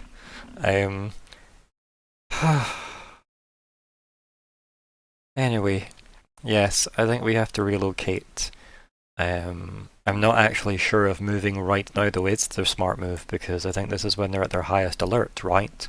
Us moving a somewhat magically concealed encampment might be conspicuous to those looking for things out of place. If we don't move, maybe we can remain undetected. As I said, I'm very good at hiding things normally. It's just, you know, as long as we don't jump up and down a lot, Probably fine. Will us using anything within this zone work outside it, or are we locked in? Oh, do you mean kind of like, for example, like magical effects permeate the barrier? Yeah. It might interfere with the concealment spell, so I'm not really sure. But like, if it was a strong enough effect, it could punch through the the barrier. Is not really like a shield of any kind. It's not like it's not like a wall, right? It is just an illusion, really. But it would disturb the concealment. What did you have in mind? Would my awareness skills with a bit of concentration, I can sense anything I am. in the vicinity? Would that? I can adjust the wall so Sure. you can see out if you wish. Well, I'll basically share this. And then Gamble's like, "Sure, what?" I do get hyper aware of everything in the surrounding area for 10 minutes. So we can see if there's anything really round about us, but I'm just not sure how it will interact with your shield. So in terms of mechanics, right, out with the narrative of the game, like that's good if you were looking to obviously, let's say you were on a stakeout, right, like at the cliff edge or whatever. It's probably really good for you to be doing stuff like that. But in this like space where like he's got like a kind of nighttime setting, possibly because Sloth went to sleep. We don't really know why it was set to nighttime inside here when it's an afternoon outside it, but it seems to be like a very like a different forest scape, right? Because remember, it's not the same trees or anything that you've walked through, so even if someone did come in here, they'd be quite confused, right? Like, where am I if they stepped from like a jungly forest with a lot of humidity into this place that's quite a controlled environment with like a different night sky and a different like forest rather than jungle. But what he's saying is, if you wanted to look outside, you can turn the wall so you can see out, basically. But this is set just away from the cliff, so to get any kind of good information of the camp of any kind, you'd still need to go outside and look down. Yeah, exactly. It's more anybody coming up the hill towards us. If we are going to pack up and we are going to move. I mean, you're sneaky enough anyway, right? Like, you could still just go outside and keep an eye on the routes up to this area. If you were looking to like keep an eye out effectively. I mean, realistically, he should be doing that probably, right? Like Gamble should be setting something up to keep an eye on that, but he is kind of more just concerned with the fact that he's maybe given away obviously his biggest trump card is that nobody knows he's alive, right? So it gives him some anonymity. Whereas if he gets caught here, that raises a lot of questions like, why did you fake your death? Like spy on you. Like expert who has wandered through the Rakishan empires of the past to become the person you are today. Like, why are you here spying on us? Yeah, it's a bit politically problematic. But yeah. What do you want to do as a group? What's your plan? So Gamble said that moving the place might break the concealment enough that they would detect it. So it's maybe not worth packing everything up and legging it. Maybe it's worth trying to wait it out, but then that comes with the risk of, well, look how easy the Solar Emperor broke the invisible sensor. But then, was that because the ship itself was warded, or people near him? Like, there's a lot at play you aren't aware of. So this is why you kind of have to, as a group, decide what, not risks, but, you know, what risks are you willing to risk, I guess. For the left. It might be worthwhile me just stepping outside and actually just having a look around. Well, you can go keep watch regardless, right? Away. Yeah, like you can go keep watch regardless if you want to give me a stealth roll and just get yourself a nice wee vantage point to hide outside. Would you consider that we are in a wooded area? On Yeah, this 100%. That's why it was picked. Yep. So you're a super duper double bonus does work. You're specialised in stealth works. Yep. Such a good cloak. Kind of as a bonus, does it? No, it's whatever it says on the cloak when I gave you the cloak. Difficulty. No. It's like that you're. Yeah, it makes you specialised as a skill in that, which is the most you can benefit from skills in a role.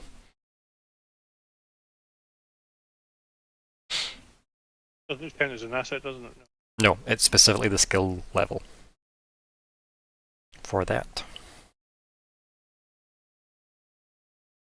Sorry, I'm rolling against stealth here. A stealth skill rather than visibility. Well, it is a stealth skill, right? It's just a specialized stealth skill. So what is our total? So it's 5 plus 9? Yeah? Cool. So we got 14. So you go and like hide yourself like in some of the trees to get like a kind of angle on the camp itself. And like the pathway, like the most obvious pathway up, I guess, right?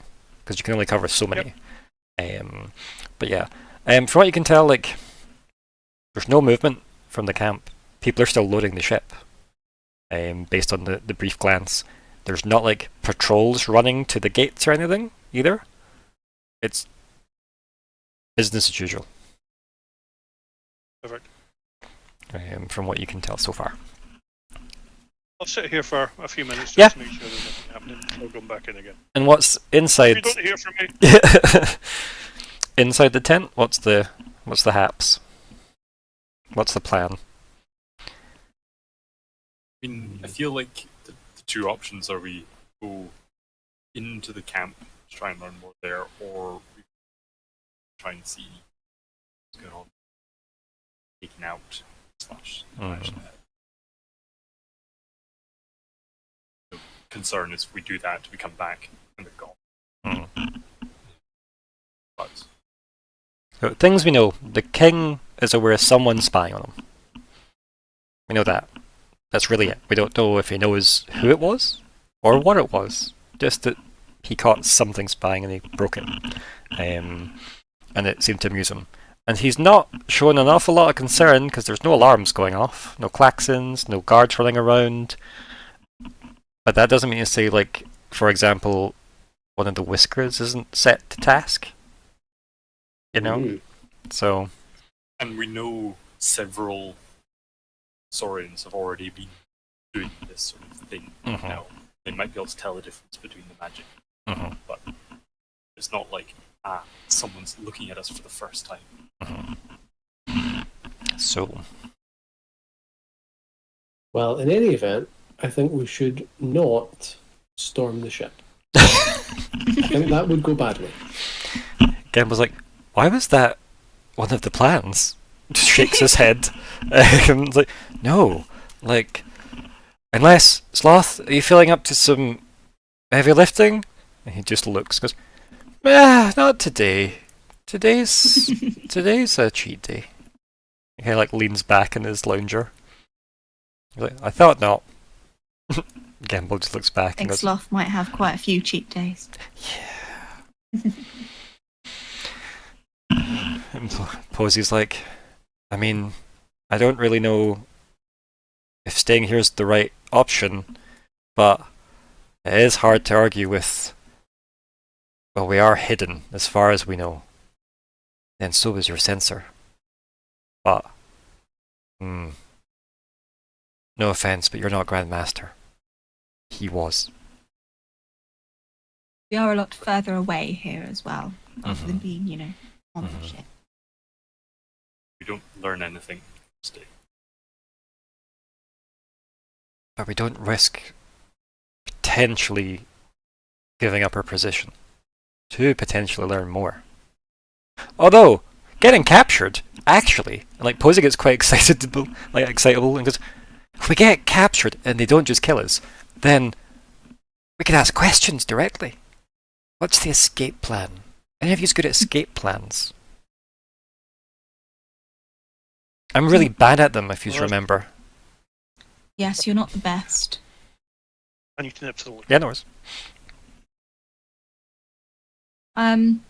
I am not the stealthiest or very good at escaping. I am. That's not in the skill set. I'm sorry.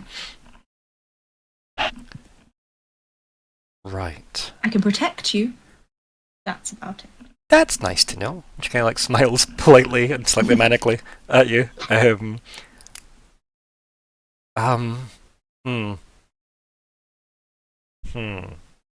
And obviously, my NPCs are going to be relatively quiet because all the players have to come up with plans, right? I've given you some good resources, I think, though, in them. So if you can think of a good plan, keep in mind you do have a devil, the former Grand Master of the Arcanatrix, and someone who sometimes is a bee. We'd have to convince Sloth to do anything. Yeah. Yeah.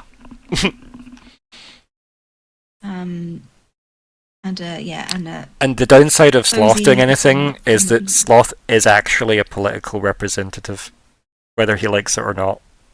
Mm-hmm. Like, he is one of the 7 devils of Caldera, which is Kale-centric politics.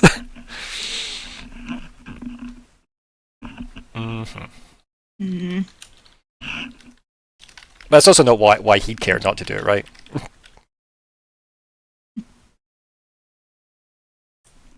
I'm really not sure, guys. Just some Parker We need posy to find out freeze what they're doing or what they've taken.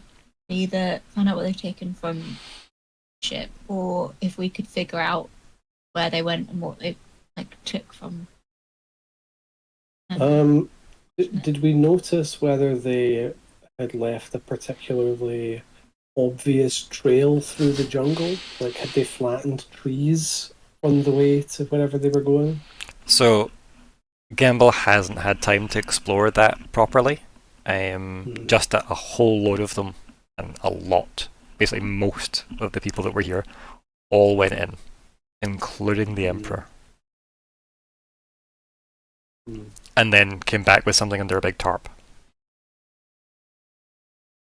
So if they had left quite an obvious trail, it might have been worth following that, but then we would lose out on the more time-sensitive, the cats are here now thing. But they're also quite untouchable, right? They're like an entire legion of an army. I mean, there's a lot of people, they're not all Whiskers of the Empire, though, right? There's a lot of people that are just guards. But like, I'm picturing the Emperor as being like a pride, right? Emperor, he's up there, right? Well, at least he definitely talks like he's up there. Yeah. So we can't go up against that unless we can convince Sloth to start World War III. Remember that time where Riven was going to start World War III? Because they were like, wait, aren't these cats assholes? It's like, yeah, it's complicated. No, I'm going to murder them. Like, can it be more complicated though, Riven? Can it be more complicated? That'd be great. Let's not cause an intercontinental war. Not yet, at least. But on that note though, none of you are at war with the cats. These aren't enemies, right? Officially. It'd be a bit awkward, like walking up to them afterwards, being like, "Hey, you know, there was something just on your ship. It wasn't us." Hey, have you also had weird invisible sensors turn up? We got those. So have we. Oh my god. Yeah, we're crazy. Why are we here? That doesn't matter. What are you talking about, you silly man? I've seen bards do worse. So. Also, I'm the insert plot relevant topic here. Inspectors is always fun. Yeah, we're the magic item inspectors, right? That's what we are. Yeah. Go on a fake mustache. Never know. I've got plenty of disguises. Yes. Don't get to use them often enough. Only once. Right. Do we have multiple plans? What are those plans? List them and then let's pick one. So, option A. Head into the camp to just confront stuff and learn more. Option B. Don't do that. So that's either stay in the hidden tent or move from the hidden tent. Yep. Is there a fourth option out of this list? So, cat camp, hidden camp, move, hidden camp. There's also just go straight to the jungle. Okay. But in theory that could be moving the camp, right? Sure. And by that do you mean like heading into like the Maj Neb territory? As far in as that? I don't know, but try and maybe pick up on the trail of where they went. The good thing is Gemble knows that trail, right? He knows it exists, so that's Mhm. not something that you'll need to like do too many rolls to find or whatever, right? It's Right. not going to be super difficult. It didn't look like they took a lot of care doing that. Let's put it that way. Mhm. And they're probably less likely to follow us. I mean, there's no How- sign of them following you now. How much distance is there between the cat camp and the ship? Whatever the topography of the coastline to the bottom of that boat needs, so it's far enough out in the water. Mhm. Do you know what I mean? So it's a very long makeshift jetty that they've had to make. Yeah, right. Like a lot of their encampment is like on stilts and stuff in the water to make the most use of it, and also just to house the sheer volume of people and supplies they've put here. It's why it looks like it's a staging ground, but the very fact that they look like they're packing up most of it seems to make it less likely that it's like an invasion point, if that makes sense, a beachhead, so to speak. It doesn't seem like that at all, because I know that was concerns we had earlier in previous sessions, was is this going to be an invasion point, basically, for Kale. But that seems less So likely. if we move back into a little to follow the trail, would that kind of kill two birds with one stone and get us some eggs as well? Are we bothered about the eggs anymore? I mean, you still have to go through that, like, territorial belt of land, right? Like, you still have to go through that space, the friend zone, right? To get into that territory. Just because they've carved a path through it, I mean, they probably encountered lots of King's best friends right on the way through. Especially since, you know, for whatever reason, that is the meal of choice for Nemajneb.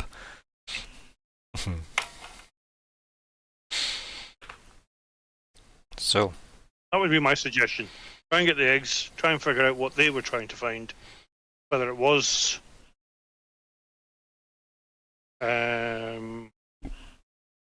our king's best friend. Is it a king's best friend they've got on the boat? A live one? That would be convenient. What if it is Benjamin? What if they just have the Majneb under that tarp? it wasn't big enough. That was covered. yeah, Yeah. It wasn't big Yeah, enough, did wasn't it? consider that. So they shrunk Namaj Neb? Thanks to the amazing it- powers what of if it's geomancy. Like who did? Yeah, didn't was Nabaj Neb the only boy on the island? You have a family. Surely they wouldn't steal the child of Nemajneb. Right. Or an egg? Or an egg. We know how we like eggs and plot lines. I do like eggs. Are they going to make a gift of this lizard to someone? Or try and train it as a mount for the Emperor or something? Yeah, it's just a vanity Just do project. this quest. Yeah. You know, they have to find the eggshells as well. Yeah, they're doing the every deck equation. So Syrah has branched out and offered the quest to any adventurer that has come. It just so happens that the Emperor's completed the main quest and had to do a bunch of side quests. Yeah. Really wanted it. I mean, think what he could do with the every deck equation as well, right? It'd be pretty fucking bitchin' if he could get it working. A bit concerning, maybe. Yeah, like self-sustaining magic is massive risk. It's lucky that the Iron Roots pretty much used it to build like cities. That was it. Mm-hmm. That we know of. Being humans, Yeah. know. Maybe there's a railgun on some mission no one's found. Who I mean, knows? maybe the moon's a railgun. We don't know. Yeah. Death Star. Isn't shit. That's no moon. That So, would be my Okay. suggestion anyway. okay. I feel like at this point we just make a decision and send it. Are we gonna go and try and sneak around the camp? Well, what do people want to achieve in this, right? What would be the best takeaway from this, right? What's everyone's kind of goal in this, right? Because is it learn what they've got on the ship, either through exploring the ship more or exploring the absence of whatever it might be in where it came from? That's your two angles there, right? That's what I had in mind when I was suggesting going to the jungle. Yeah, but which approach appeals more to Falkwin? More camp, more jungle, Um, or is it Falkwin's abandon that, probably go more- chase down a T-Rex, head back, complete the arc officially, and just go, that's next arc's problem. Falkwin's probably more at home with the idea of going into the jungle. Okay, cool. What about Ignysera? I have no idea. Yeah, because obviously it doesn't need to be those two specific approaches, right? It can also just be staying put and seeing what happens for like a day, right? Lying low for a day, seeing what they do, if anything, with the information that you know that the king knows somebody's spying on him. But we don't necessarily know that there aren't really far-reaching surveillance spells, right? So who's to say where he thinks that came from, if he knows? But also, like, he's not really known for being a wizard, right? He's not a super wizardy guy. Like, his wife, the Lunar Empress, is effectively a wizard. Obviously not Arcanatrix approved, but, you know, is head of their kind of magical priests. So it's hard to say if he knows much more about the nuances of magic, because people just don't know much about him. But yeah, confronting the encampment would be a bold move. But again, yous aren't enemies of the Rakishans, is something to consider. And Lockhart's met the Emperor in the narrative. I think we'd need a good story. Well, if we did, we would just say like, "We're here for eggs." You left your And that's quill! Sorry, way back when, in the third arc, you left this quill. Oh, it's not yours! Oh, well, we've come all this way. You know? Yeah. Tell us exactly what you're doing. Come on. I think that's what's in Nori's head as well. We have these eggs. We came to the island to get these eggs. We never expected to meet you here. Imagine that. Like, slowly taking those like magical pictures. Maybe we can bond over our shared purpose of going on a lizard hunt. I'm sure Lockhart could spin that. I mean, you could also offer And your just take services. it back 5 minutes and try again. You could offer your services to the Emperor. Right. No, I'm not putting on a call for anybody. I never said collaring up. It's just could be an angle though, right? Like, these are all useful people that have been at least in a room with this guy, which, if he remembers you, would at least stand out, right? Whether he remembers you or not is a very unlikely thing, though, given his arrogance. But yeah, so you've got to do something in the camp, ballsy, right? Bold approach. You've got the let's go find out what they were doing in the jungle. You've got leaving the camp as is, or moving the camp to a new location.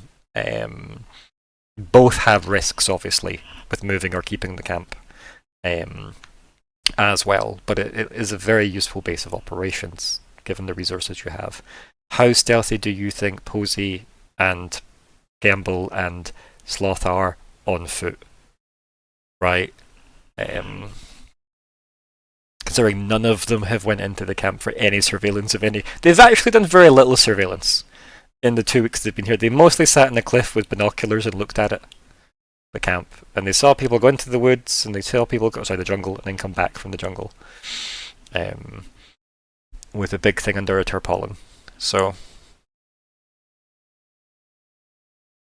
what timeline of those options feels the most suitable to pursue?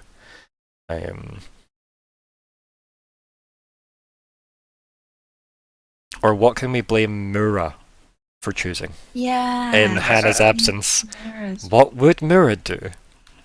Which is a terrible thing to do, because she's very erratic when it comes to decision making. Yeah, I was going to say, like, I can easily believe she would either be like, let's go talk to the Emperor, or let's go see what they were doing in the jungle. Like, both fit.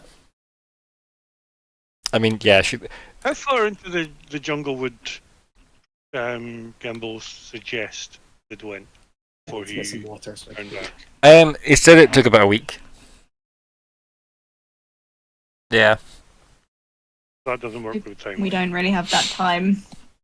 Only if you cared about the cats still being here, I guess. And yeah, if they're leaving.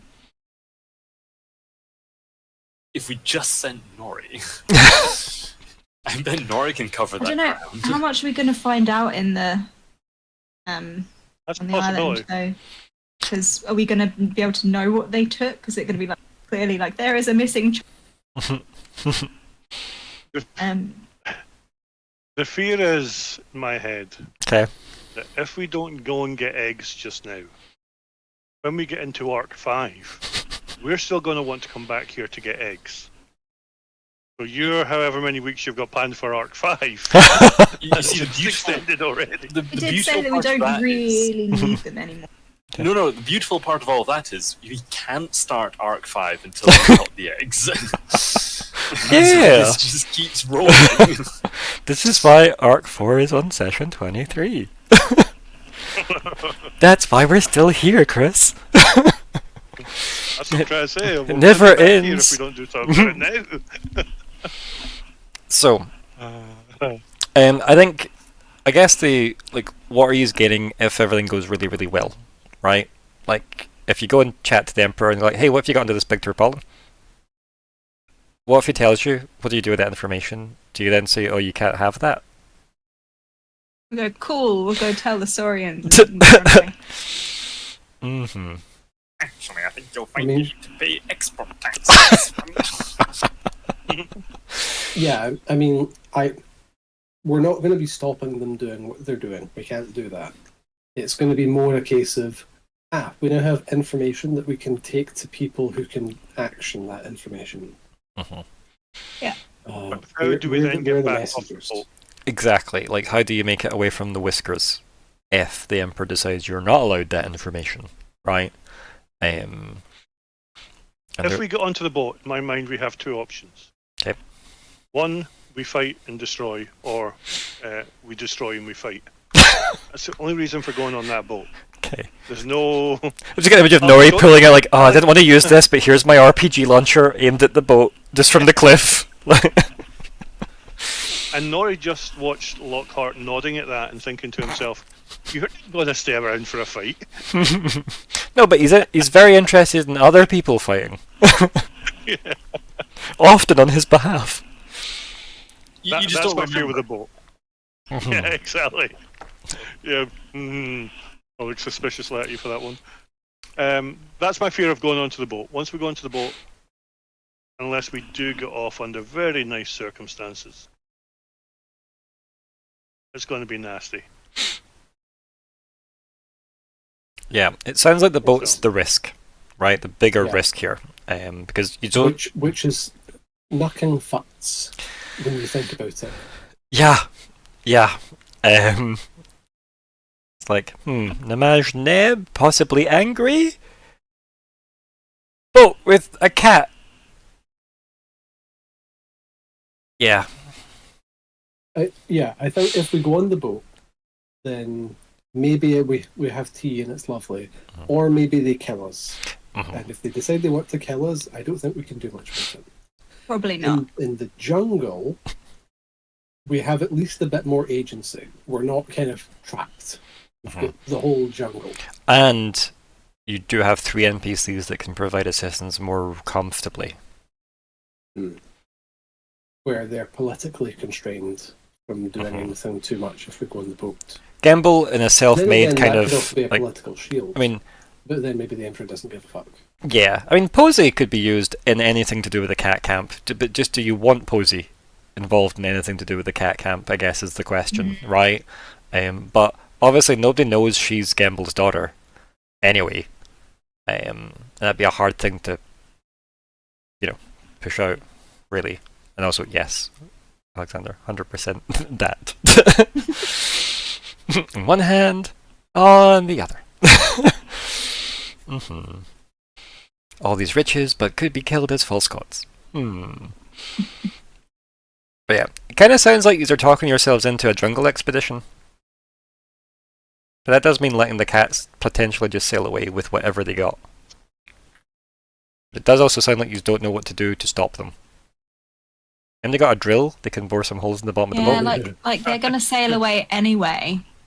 But it'd be really good to know what they're sailing away with. That's why I was asking what distance they are away.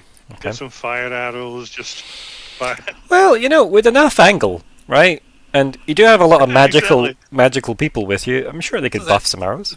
No, we just squeeze Falkwin. He's magic artillery. Just angle him up a bit. Yeah, like a mortar. And we do have plenty of fireballs between us at the present time, so we do have that kind of option. But exponential curves grow really fast. Let me try and figure out whether this one grows faster. So, I have an effort score of 3, which, okay, that's not enough by far. So I can, with force at distance, pick up something up to twice my mass, and I can double that with every effort, which means 2 to the 4, which means 16 times my mass. 16. Yeah. Which is a reasonably sized object, right? But it's not a boat. It's not the Emperor's ship, no. Yes. It is maybe a boat somewhere in the world. Just not this boat. Something to be thrown at the boat. Yeah. Maybe Falkwin's Could be the 100 thing that kilograms. they've got. So, yeah, he could pick up something a bit under 2 tons, 1.5 tons.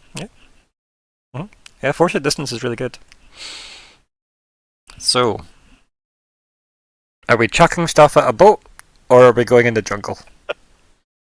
I don't know. It's tough, right? I mean, this is a warship, right? So, Ignysera and Falkwin could, in some universe, go artillery cannon mode on it. But it's probably prepared for that, right? The sensor got in with only, the king grabbing it, but they probably have shielding and countermeasures for being attacked in such a blatant fashion. So, I don't know why I'm even saying that out loud. That's not an option.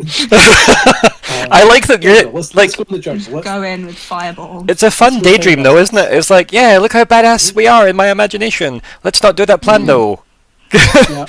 Yeah, that's fun though, right? There is a fun reality where you guys go properly Thelma and Louise style at them, or was it the Alamo, right? That's kind of fun. Which Cassie and the Sundance Kid That's more like? that's the ones, yeah. I don't know why Thelma and Louise were the first. I think it's because we're on a cliff. That's probably why Thelma and Louise came to my head first, off the edge of it.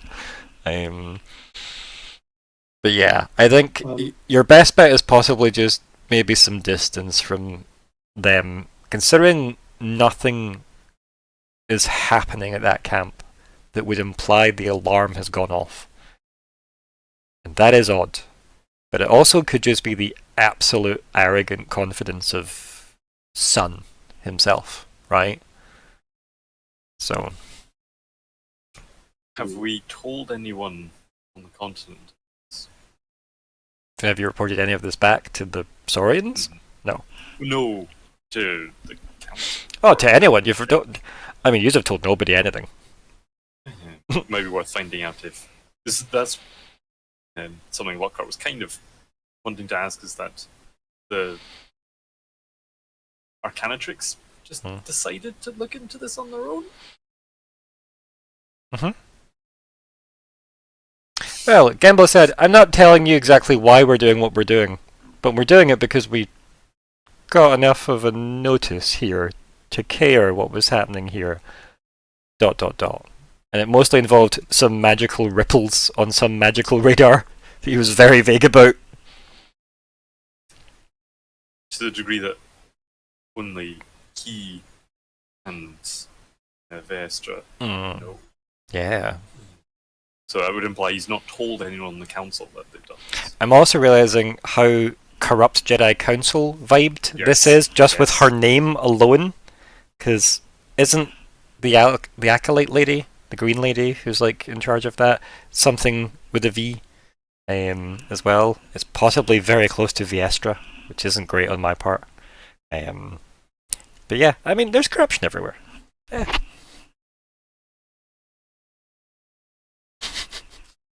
Add more oversight to Or less?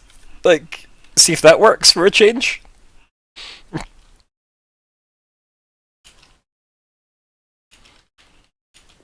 Oh, Mm-hmm. Okay.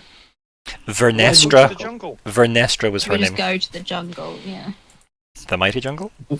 Before we go to Mighty the jungle, Mhm. I would like to disclose that Falkwin I'm a Rakishan. Pulls mask off. Falkwin just got a lot better at buffing the group, because I just picked up what is possibly the most broken buff that I've ever seen when we're going into a fight that we actually know what we're going to face. Okay. This is elemental protection. Mm. So as long as we know what type of elemental damage we might be facing, maybe poison or acid, I don't know, who knows, then we can get potentially a plus 11 against it of armor. The disgusting thing about that as well is, see if it was fire and you just added all that onto Ignysera. It's just disgusting, because I can't even remember. yeah, but I could, with my shroud, I've got +9 against fire. So if it was anything fire, It's like just like playing cards with Pride in the volcano, being like, this is alright for a little bit. Like, I will eventually melt, but not as quickly as normal. That'd be disgusting. 20 armor against fire is stupid. Yeah. But yeah, that's really good. Yeah, that's awesome. So, with this in mind, does anyone know anything about the anatomy of the things we might face in the jungle? Do they spit poison? Do they use shadow magic? I think it's reasonable to assume there's probably poisonous things in the jungle, but anything that users specifically look out for doesn't seem poison. Like the King's best friends aren't known to poison things, right? They're just basically T-Rexes, right? Piercing claws. Yeah, that seems to be like they obviously sustain themselves as like, you know, the second to being the apex of the island, right? And nothing seems to poison them, but obviously it's not to say there isn't like poisonous snakes or frogs or wherever, right, in the jungle. I mean, when they bite, they use force. Sure, Falkwin can tell us about how the force is simply just, energy through an area. Specifically elemental energy as well, that we could perhaps protect against. I see. Yeah, no. Shh, rude. I think the fact that they give you Thorn in there is very generous of them. I Okay. was going to say, like, that, like, I don't know in what universe thorn damage is an elemental damage type. That just sounds like piercing damage to me. Yeah. Is it meant to be like nature damage? Yeah, I assume it's meant to be naturey, right? But that's cool. Like we can play with the suggestions, because it does say such as, so there's scope there, but it doesn't state the basic damage types there, other than say fire. I don't think the book defines damage types at all. No, that's up to me and context. Yeah. Yeah, which is great. So I can say, no, the jaws of a king's best friend are not elemental. Are not thorns. I mean, not that we know. That would be a cool monster, though, if it had like thorn jaws. That would be cool. So maybe that exists in this jungle somewhere. So don't go looking for that. Don't looking for. No, we can go looking for it now. If you find that, you've gone too far, right? But yes, anyway, enough of this talking. What's your plan? Come on, gang. What would Hannah do? What would Hannah do?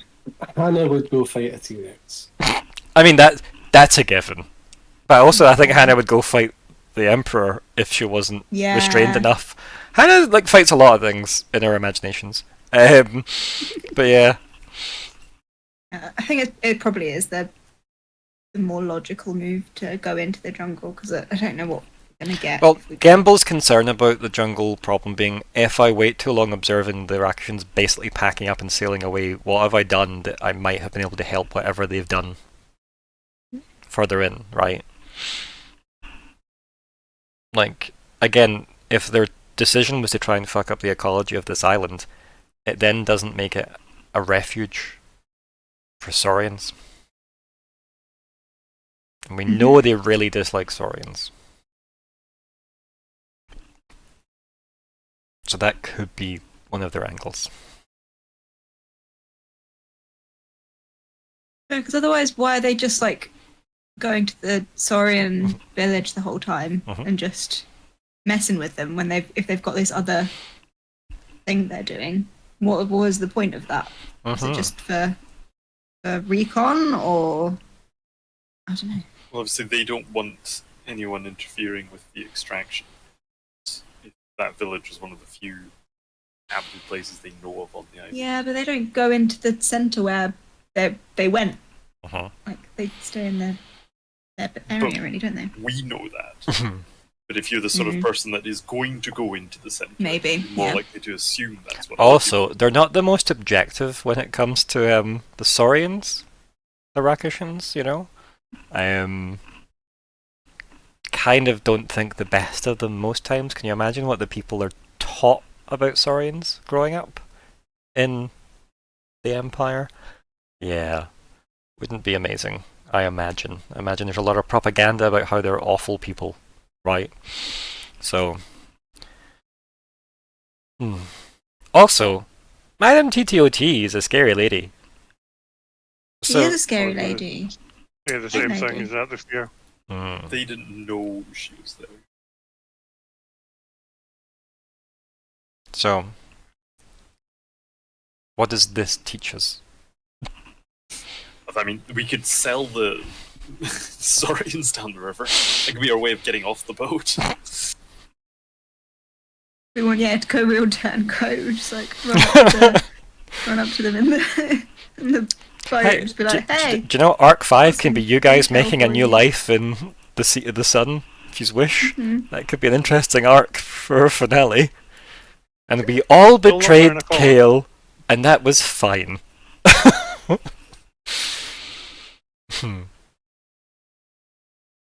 So, shall we go into the jungle? That seems like the consensus, the slightly reluctant consensus. Yeah, it does. Okay. Are you leaving the tent, or are you packing it up to take it with you? I think we've got to put that into part of Gamble's choice here. Yeah, but he's suggested 2 options, and that then puts it back into the player's hands. So that the GM isn't making all those... whether he wants to. Yeah. As well. So, what do you want to do with the resources I have provided you guys?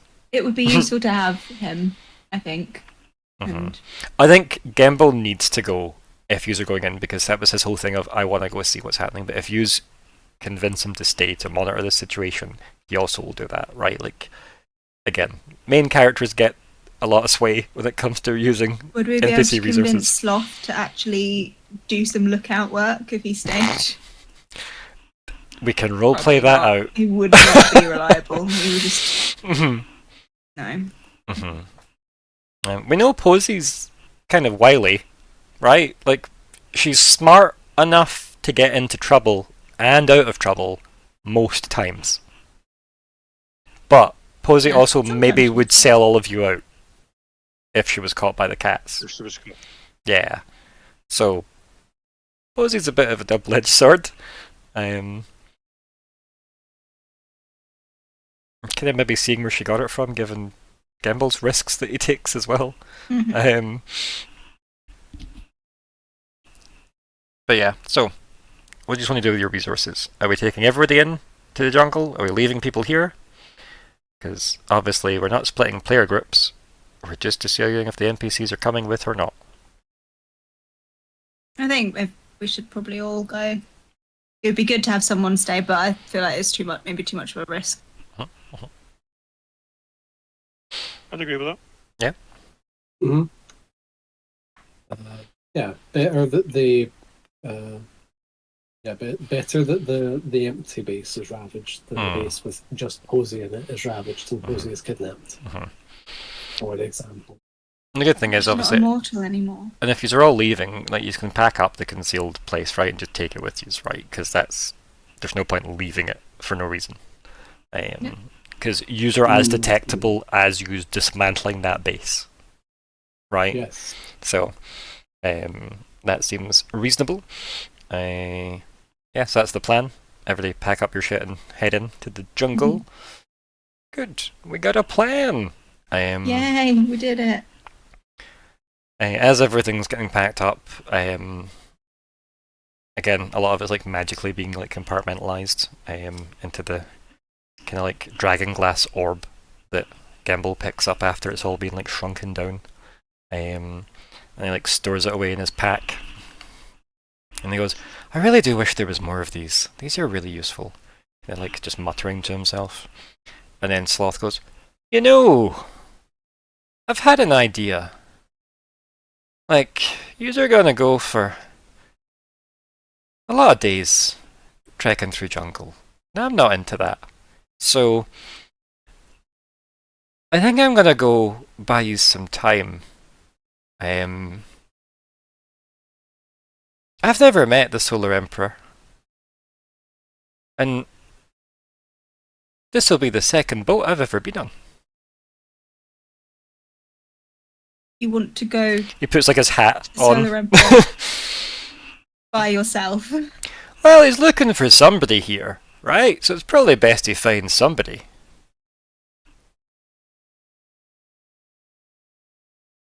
Right. Yeah, I think that's a good idea.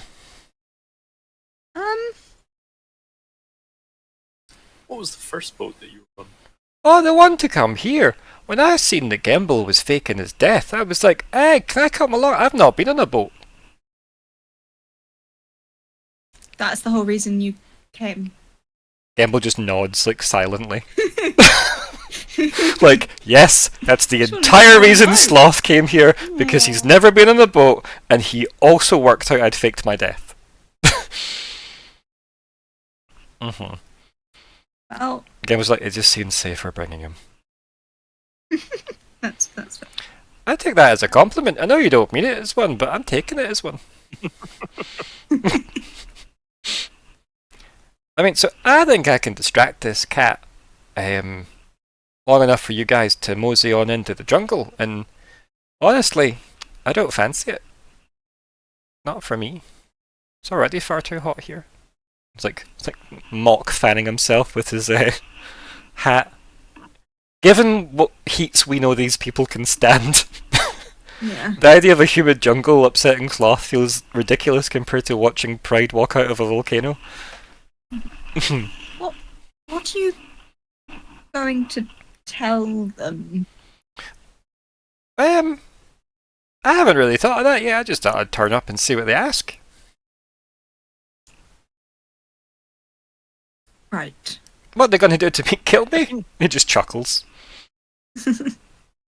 If you need to make a big mess of the boat, I can you do don't it for us? think that'll be necessary. If, only if. Like, Or at least just if you could have a sneak what's on the boat. well, I mean, I don't know if they're gonna be in a sharing mood, but like, I'll ask. But then they'll know I want to know. You know? Yeah.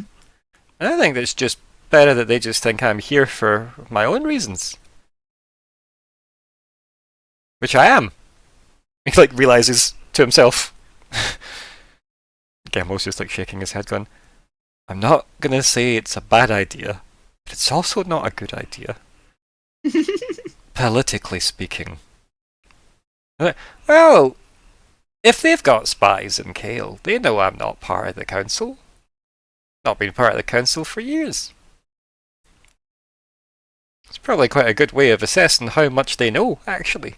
This idea's getting better and better. Give Well- Or he's just going to shake his head and wander away because he just can't. Yeah, it's this like conversation. if you're not going to come with us, Well, that seems way's quite downhill, fast. and that way looks awfully uphill. And I don't know. I just feel like Yes. this is the way for me.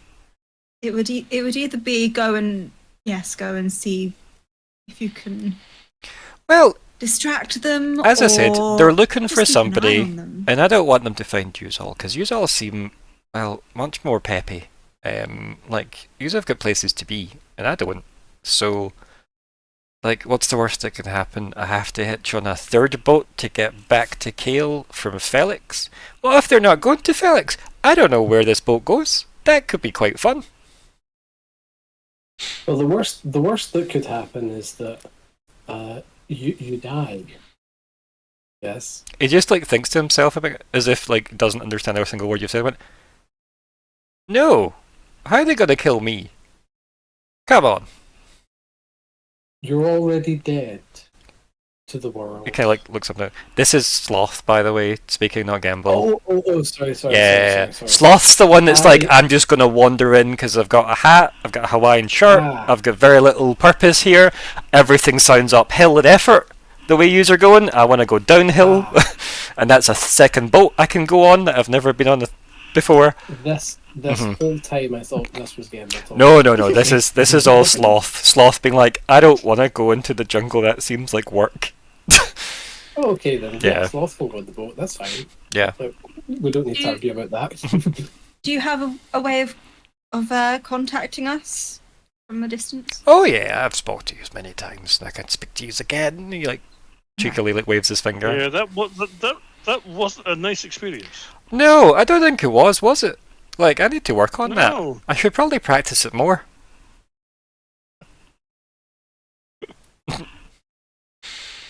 Maybe just don't fight it as much next time. That's my advice to you about things beyond your control. Kind of just nods, like as if he's given sage advice. You're very go with the flow kind of Like, aren't you? well, I never used to be, and then things went absolutely awfully. In rapid succession, a long time ago, and I just realised, well, what's the point? He just shrugs.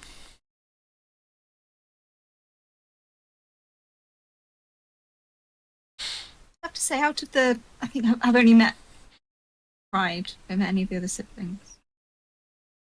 Didn't you meet Wrath? No, yes, we did Wrath. meet Wrath as well. I would just say, like, out of your siblings, I think you're my favourite so far. Oh! And it's like he stops like fanning himself with his hat and like holds it up against like wherever his heart would be. He goes, that's really touching. I've only really just met you as well, unless we've met before. I'm sorry if I've forgotten who you are. No, But we that's lovely. haven't. Well, it's nice to meet you. Yeah. I'll go by you sometime. Don't fuck it Oh. up. Thank you. Just like We'll- puts his we'll do hat our on best. and just like whistles and starts very carefully in his flip-flops working his way down this like side of the cliff awkwardly. As you can just imagine Billy Connolly if we could afford Walking in him. flip-flops Yeah. anywhere, it's Yeah. just- Yeah. Well, Sloth goes. As you guys like pack up and I don't know, watch in horror for like a bit of time.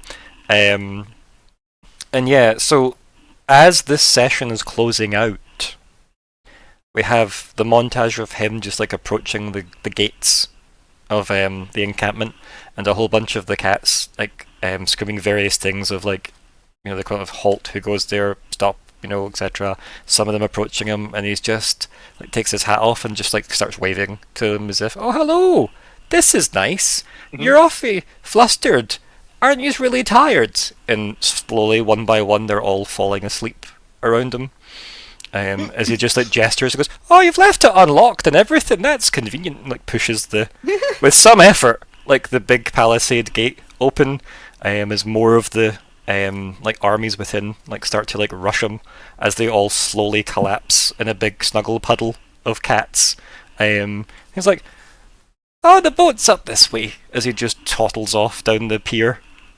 And that's where we fit out. And yeah, Amazing. good old Sloth. He's an icon. Yeah, he's a lad. Right. Mm-hmm. Yep, both like incredibly useful and useless. As a fun character. I don't remember if any. I don't know if any of you remember or not, but he did talk at length about how he'd never been on a boat before. I want to say this might have been in Arc 3, the start when you went to see him. And he was like, oh, I've never been on a boat. Because you were talking about, do you have siblings across the water or whatever? Because he mentioned that only so many of his siblings were here. So yeah, that's just a recurring thing that's been rattling around his storyline of, quite like the idea of going on a boat. Because the idea just kind of like came to the forefront of his mind due to recent conversations with party members. But yes, what would you just like to call the session?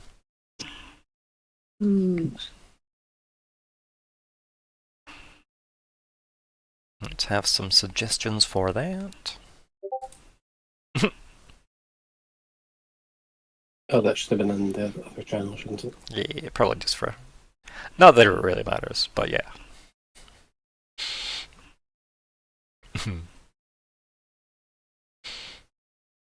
So many revelations of familial connections, eh?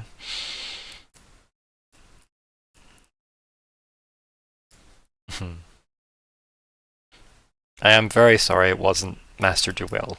I don't know if Hannah could have handled that. Coming back to the next session, being like, oh.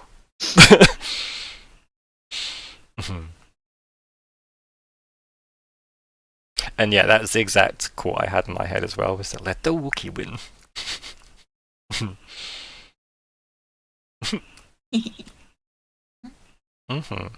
Some good suggestions.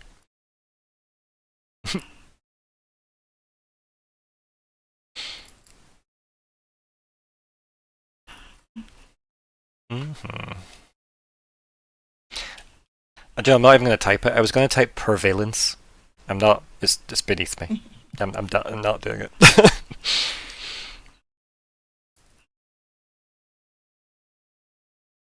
I can't think of anything. My brain is... That's okay. Yeah.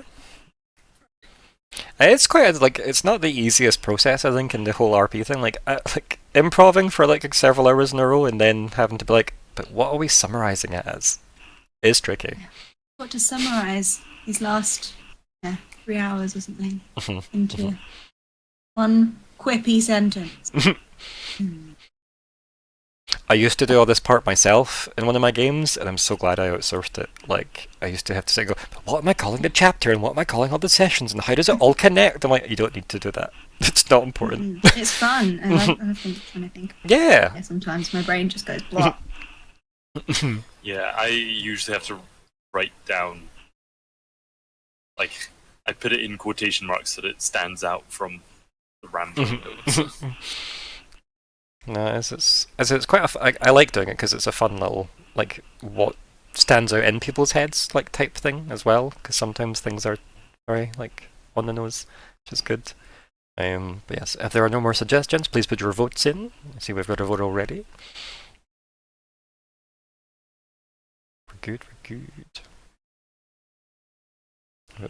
Please, the rest of you, put your votes in.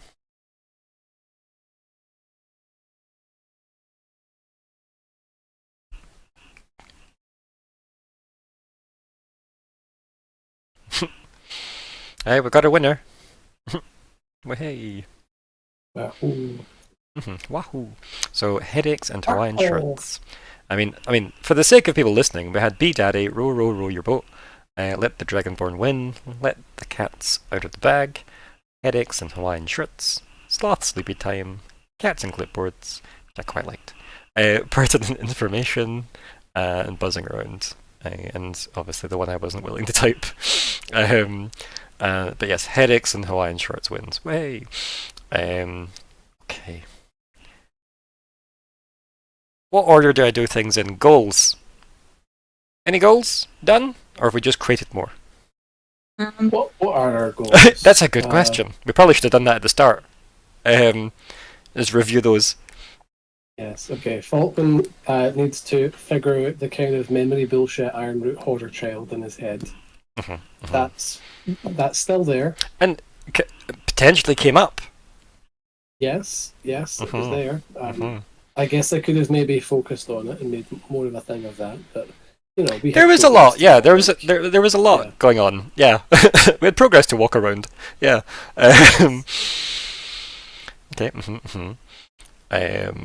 What else have we got on here? So we've got the investigate, roar, and light beam on Denser Island, which these are kind of still in the middle of doing, right?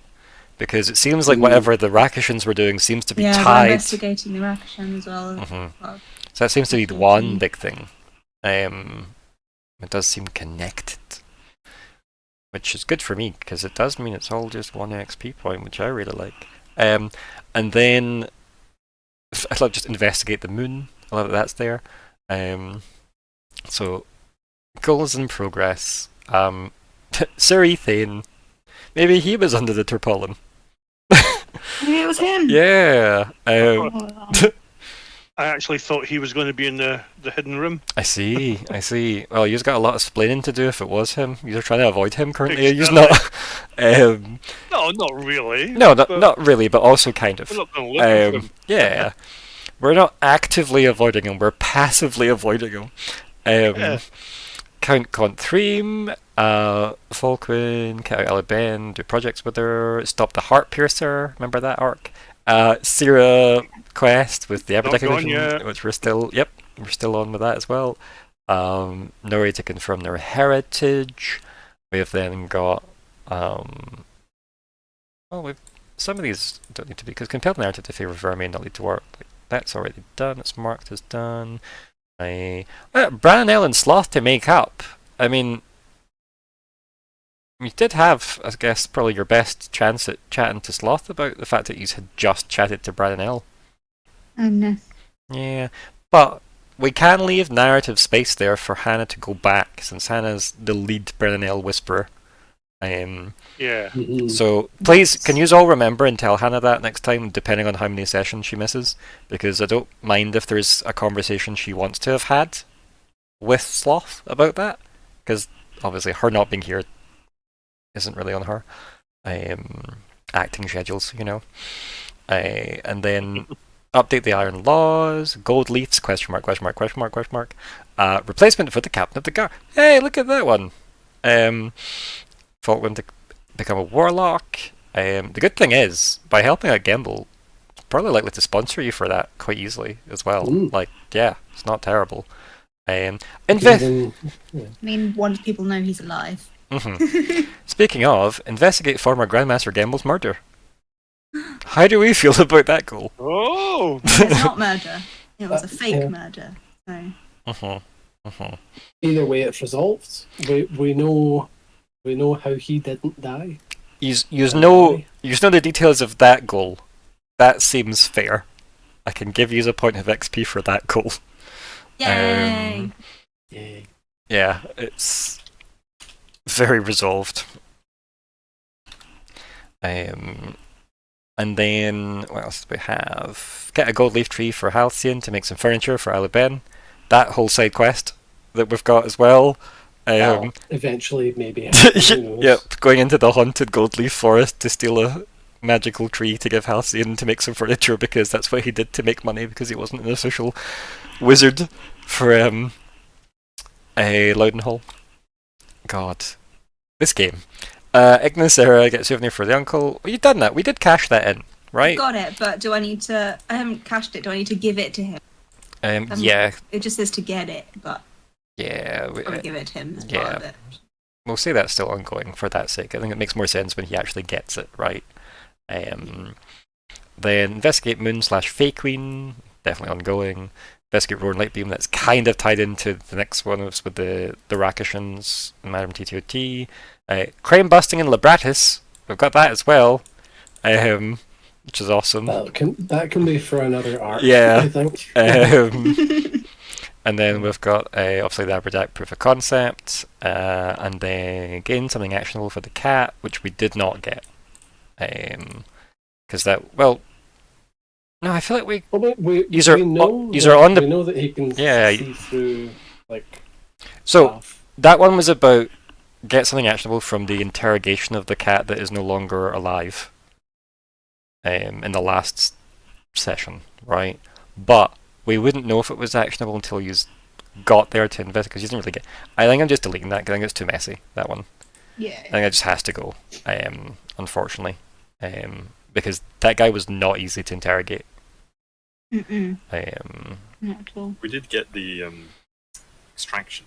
Yeah, and I think like if you do something with that, we can look at XP for that, right? But I think that does seem to be tied into investigate the Roar Light Beam and investigate the record. So it does seem like one big whole. Like you're basically trying to like get multiple stages of XP for the same thing, really.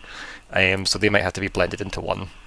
For that, because remember we need to get through Arc 5, and there's only 6 tiers. Gotta pace this XP out. But yeah, I think that's that. Is there any other goals you want to add? What have we learned that we need to now learn that isn't already covered there? What the heck's under that tarp? What's I under that suppose tarp? that's part of the Brackishan. Yeah, that's the investigate Investigation, Rakishan yeah. stuff, right? So that is up there at least, which is good. And Sloth's on the case. You'll definitely remember that's what he was there for, not just that he wants a boat Yeah. ride somewhere. Yeah. Yeah. Any other goals that you want to chuck up, if any? Or are we all good on that front?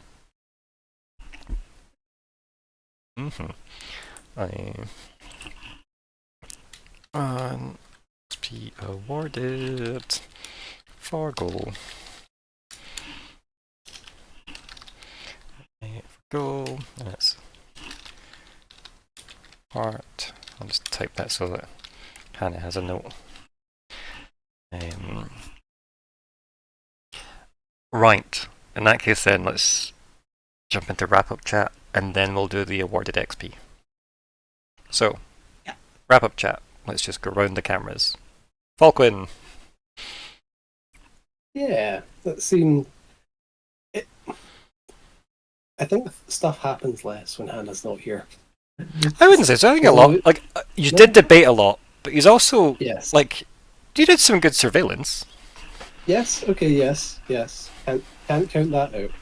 I think I was maybe kind of subconsciously counting the surveillance out a little bit because I kind of got squished very quickly. I mean, I'd still say it taught you a lot of things about what you're messing with, though, and it also teaches you personality traits. Because again, he didn't immediately go, "Oh my god, alarms everywhere! Hunt down whoever was." It. All that is info. It might not seem like the info you wanted, but it is info about who you're not up against, but kind of up against. Because again, you aren't enemies of the Rakishans yet. Officially. No. Officially, no. You haven't declared war. You know. Yeah. But yeah, okay, yeah. The king's a bit, the emperor's a bit playful.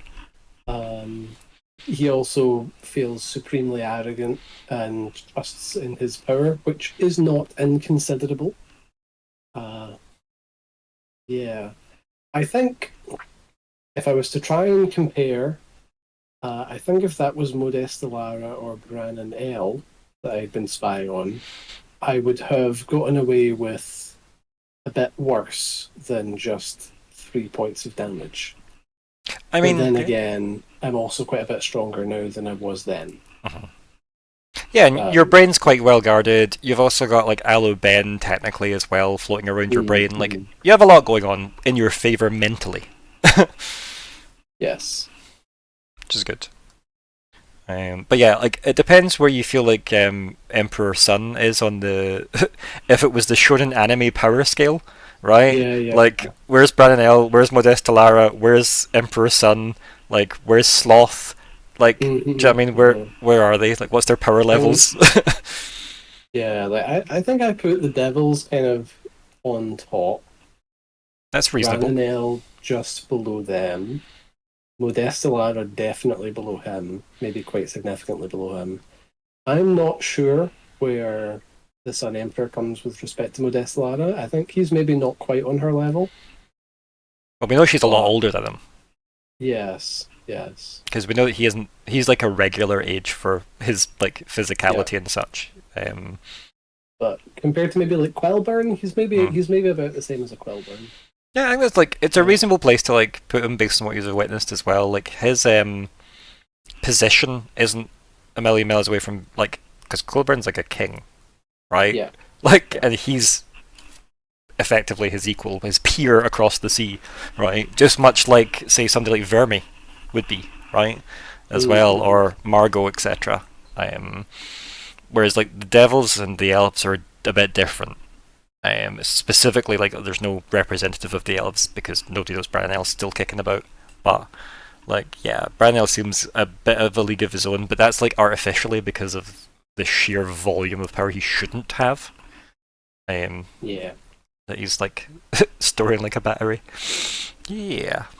But no, like as I said, it's good.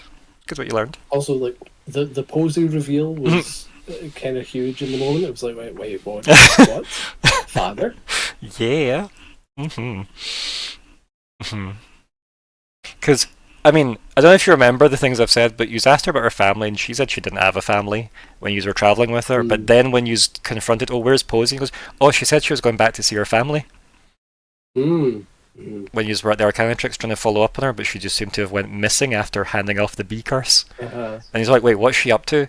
She wasn't technically lying. She did actually go and hang with family. It's just nobody knew who that was. So yeah, there's a reason why she's been as flighty and distrustful as a person. Yeah. Oh. It was a fun one, though. No, good. I'm glad you enjoyed it. So I was so goddamn eager to get back as well, because I'm like, well, obviously I wanted to end on the cliffhanger that was Gamble's alive, and then lead into this part where I'm like, yeah, but also Posey's here too, and they don't know that yet. It did feel paced like a first session back. Good. Is the way I would put it. It felt like we're not massively hitting the ground running and doing everything everywhere all at once. That was a reference I didn't mean to throw in, but words do things. Okay. To be fair, you've mentioned Modest Lara. We did say that Michelle Yeoh, if we could afford her, you know. But yeah, it felt like a session for kind of getting our feet again. That was good. Now we've got our feet, so let's go do stuff. And also, like, we had to catch you up because you did miss the last one as well, right? So, like, Yes, there was, that, you know, and also just, it was like nearly 2 months. So, yeah. Yeah, we did okay. I think we did good. Yeah. Anything else? Nope. That's about it. Thank you. Ignysera. I think it was really good getting back into it. It was like we were maybe a little bit slow getting back in, but it was quite nice having that, making sure we knew what was going on, and having the chats with Gamble. It was nice meeting Gamble. Yes. That was interesting, and Sloth. I really like Sloth. Yeah. I don't know if we'd said. Guy. I don't know if we'd said specifically, but like I always imagined again that was Billy Connolly for Sloth in my head. If we could afford him. So yeah. The least scary of the. Just a reasonably laid back guy. Yeah. Yeah. He's got a Hawaiian shirt. Yep. Yeah, it was really good. I thought the Falkwin did really well with the spying. I thought that was really good. So you might not have remembered it, but I thought great. Like seeing out what was going on, and seeing kind of maybe a bit more the Emperor's like power level. But yeah, it was interesting that he didn't raise any alarms or didn't seem particularly. Are they? So I think we lost a bit of you there. So he didn't seem particularly. He didn't seem particularly fussed that there was anyone kind of spying on him. Just it was interested a bit more than anything else. So yeah, it was. We'll see what will come out of that, and I hope that. I don't know what Sloth's going to do down there, but it'll be interesting to find out at some point what he's done. Yeah. I think it was really. I think it was really difficult, like to what to do next, because it is just like if we don't go. There wasn't an obvious good risk-free option, and that was kind of the point. It's like, well, what risk do you think you can be best equipped to deal with? What leads you to answers you can use? And I think establishing that the boat is kind of just the most dangerous option to use makes sense. It was good. It was a good choice, and also it was a great opportunity for me to be like, well, Sloth doesn't want to go hiking, so it's a good way of removing him as like a narrative problem, because. Like, does it just become, can we convince Sloth to solve any problem we come up against, right? So, yeah. Yeah, it's interesting. It'll be fun to actually go into the jungle. We walked like around it a bit, didn't we?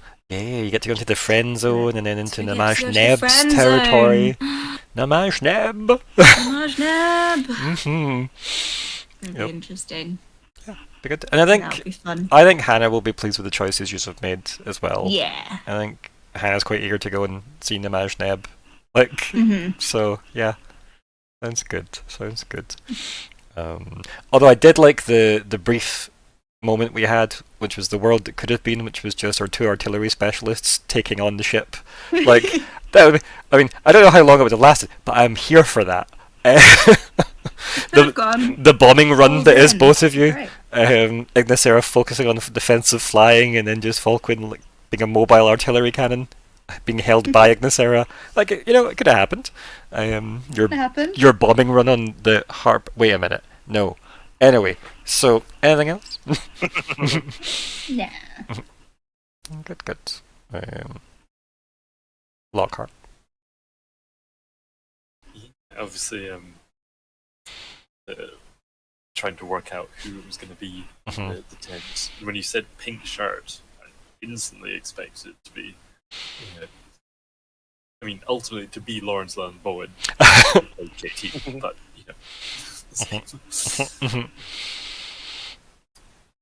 KT in this heat? No. That's why he was inside. But yeah, getting that idea of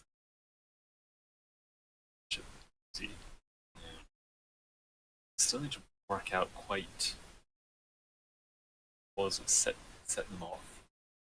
You're not really that comfortable with the fact that they're like here investigating, are you? Well, yeah. Like, you're the magic school and organization. Send out your 2 consulars to go and investigate. Fake their death before they go? That's a bit weird. And have it of like your top person. That suggests that they think it's like danger and He Send did their top man. imply there was a problem with the magical balance of energies, right? And that could be a big problem. He just didn't give you any more details to make that feel any more secure a statement. I'm also not convinced they did send the right person. I mean, when have you known any of my established organizations in my world to have been doing the right thing? Why would we need main character players if everybody was doing the right thing? That's why you guys are here. I feel like they have the magic. Because we spoke to the Warlock police. And it feels like they just created a problem that there are people that would do the things to actually solve the other problem now have to do. Yep. Politics. Someone's getting paid somewhere, okay? And it's fine. So, and again, see our guide. I do like how taken you are with Gimbal as a character as well. Like, yeah. It's a nice... Like, it's not a connection I thought would matter until I mentioned that one session where it's like, oh, and the magic people get the announcement that Gimbal's been killed. And you're like, oh. I was like, oh, you cared about that guy. So it's been nice to see that thread unfold. And I do just feel like Posy's got to have the spell in there somewhere. That's probably well memorized, yeah. So if she does get into a real problem. Can you imagine whatever the person that is currently the bee? Yeah. It's like, sorry, I have to borrow this currently. They're like in a hive or something. It's like a chicken and egg thing, right? Because now the spell moves the beeness. But where did the beeness come from? But that's the thing, right? Like, right? yeah, like, Who was the bee before? yeah, like, Yeah. is there a new person because of this spell? Mhm. Like, yeah, it's good.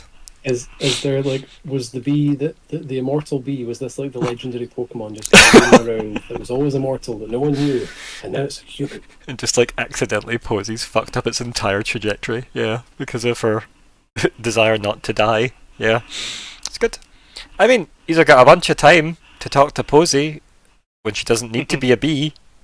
It's good. So, yeah. Just depends how much she wants to talk about that with her dad there. As well that Gamble was like, got my thesis. You weren't meant to. But I like how like they seem to have done that just to add more mystery, right? Like that was a deliberate choice of that because they know I studied that because that's like public record of family. That it's not that difficult to find out what he studied to be where he is. The idea that it's now locked up for some reason, that's mysterious. But if someone had found evidence, like it starts the war that they're trying to avoid by going for the investigation. Did he ever actually give us a straight answer? What was on the page we weren't allowed to No, read? no, he didn't. He talked around that quite nicely. Yeah. You've got plenty of time to talk to him as well, though. Don't worry. Loads of time to talk to him as well. He did imply that there's nothing weird about it. Yeah, he just was like, wait, why'd you have my thesis? Like, yeah. Also, you're basing this on Master Do-Well. Like, oh, don't read page whatever the number was. And I was like, write that down. Why, I don't know, but I'm writing it down because it feels important. I also think I wrote the page number down, and I don't know where I wrote it down, but it's written down somewhere. On one of these. The thing is, he just didn't proofread that page yet. So he doesn't want anybody. It could be, right? It also might just be like some random scribblings that have got nothing to do with his thesis. It might just be like a page that got added into the submission that he forgot to take out. Like, could be a recipe for chicken soup. He wrote a love letter to his wife and put it on that page, and then realised, oh no, I shouldn't say that. Well, it does now imply there's a Mrs. Gamble somewhere, right? If we have a posy. Yeah. As well. Yeah, I have that page 309 thesis. Yeah. Right next to Grandmaster Viestra studied drugs. Yeah, she had like a very interesting class. And I wrote that down as well somewhere. I'm sure. Apparently Gamble's death message showed up. Are you sure about that? No, are you I sure was that's not that the death message was actually used to find everyone's location that received the message? Because I'm pretty sure that was discussed. Yeah, I remember Viestra talked about what a great way of finding out where all our assets are. Everyone that received the message was Showed their location. Yeah. She taught drugs, spells, potions, and their behaviours in the mortal form. Yeah. She's an expert on the magic radiation stuff. And Mhm. is involved in safe teleportation research. Yeah. I remember her stuff being quite interesting, like generally. Hence why she's fairly prominent and also quite close to Gamble, it seems as well. So, anything else, Alexander? Great to be back. Yeah, right. It's nice to be back after the break. I was getting the GM shakes for a bit there. I was like, oh, I've not ran something in a while. This is bad. I'm gonna write so many more campaigns. But yes, Nori. I think everybody's covered everything, but just really good to be back in it again. The chat before that nobody has witnessed to is just getting back in, the catch up and stuff. again, and catching up and just living through the world again. Yeah, it's just good to be back. I've missed it. Yeah, no, genuinely Seem to same. be dragging out. No, it's been nice to get back. Yeah, living through today. All the interactions with Sloth is always a struggle. You know what I mean? Somebody that just can't be bothered with life, just so laid back. It's just tell us something. Tell us something legal. And fun character, but just can't be bothered. But again, like as I said, you have an angle to maybe re-spark some life in him. Just haven't done it yet with Bran L. It's too late again. He's just Yeah, but missed the opportunity again. We have that opportunity to do a reasonably small conversation between Hannah and Sloth, right? It can't be massively long, right? But we can have some time that, because Hannah wasn't there can be a conversation. Because I think that might, I want Hannah to have the option to turn that down, basically, right? To explore that, just because she wasn't here this week.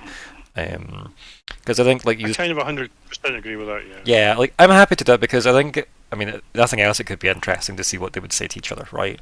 And I know that she specifically chose not to talk to Brad and Elle about Sloth. So I'm wondering if she feels the same way in reverse. Because obviously you spoke to Sloth, because Sloth's how you found out who the first blade was. If you remember way back when. Oh, yeah? It's like, oh, the first blade's a person. Huh. So yeah, that's good. Surprised. Yeah, but no, definitely good to be back. Thanks to get the ball rolling again on this endless arc. But and we'll definitely get back to being able to make decisions sometime. Okay. We will get there. The first session just decision list. It's a warm up. And it wasn't. Back into it, warm up. There wasn't as I said it before, there wasn't an obvious easy option, right? They were all bad options, really, because everything involved risks that you weren't really fully aware of the consequences of, which sadly is the position you're in currently, right? But no, I think he's made a good choice, right? I'm quite eager to see what's been happening in the island, so yeah. And hopefully we can work out through whatever they've taken through its absence. So yeah, should be good. And keep in mind, like, Myr'ra has scanning magic. Remember that. So you have ways of gaining information from locations and stuff with her magic. And you can maybe do some CSI style stuff while you're there to try and see if anything makes any more sense as well. Because what would the Rakishans want with Dinosaur Island? Right? If anything, One thing I can think of. well, it feels more like a solution to their problem, right? Like, put all the Saurians here and then just forget about them. Right? Like, get rid of the people you don't like on your continent, move them here, and then... I mean, live and let live hasn't been their strong suit, but you know, with some good negotiations, maybe Sun would focus on other stuff. Who knows? Yeah, I think we're also kind of missing something there. Their objectives. Okay, we know it's hate and we know what went on before, but why have they left them for so long? Mm-hmm. They've got to have known they were here to suddenly it become a problem now. I mean, it does And kind as of we said- imply that we there's said, right, more important stuff here, right, than whatever that is, right? That or Madame Titoti is that scary. well, there is that. And we've also still... Have we eliminated the fact that this isn't a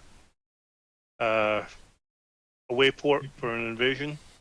Is there other boats sitting out there in the water? They're just waiting for something to happen. Yeah, like, is there like another harbour just round the island a bit? Yeah. Oh, there's like 7 more ports here, actually. What the fuck? Yeah. Mm-hmm. There's a Solar Emperor at every one of them. What? They're only meant to get one per round. Yeah, that's good. So yeah, I'm just glad to be back. Glad to be back into it. Yeah, and so many more new questions. It's always good, right? Definitely. Yes, my favourite part is that we didn't talk about Thane for an hour. That was my favourite part of the session, because it wasn't just him under the tarp that we know of.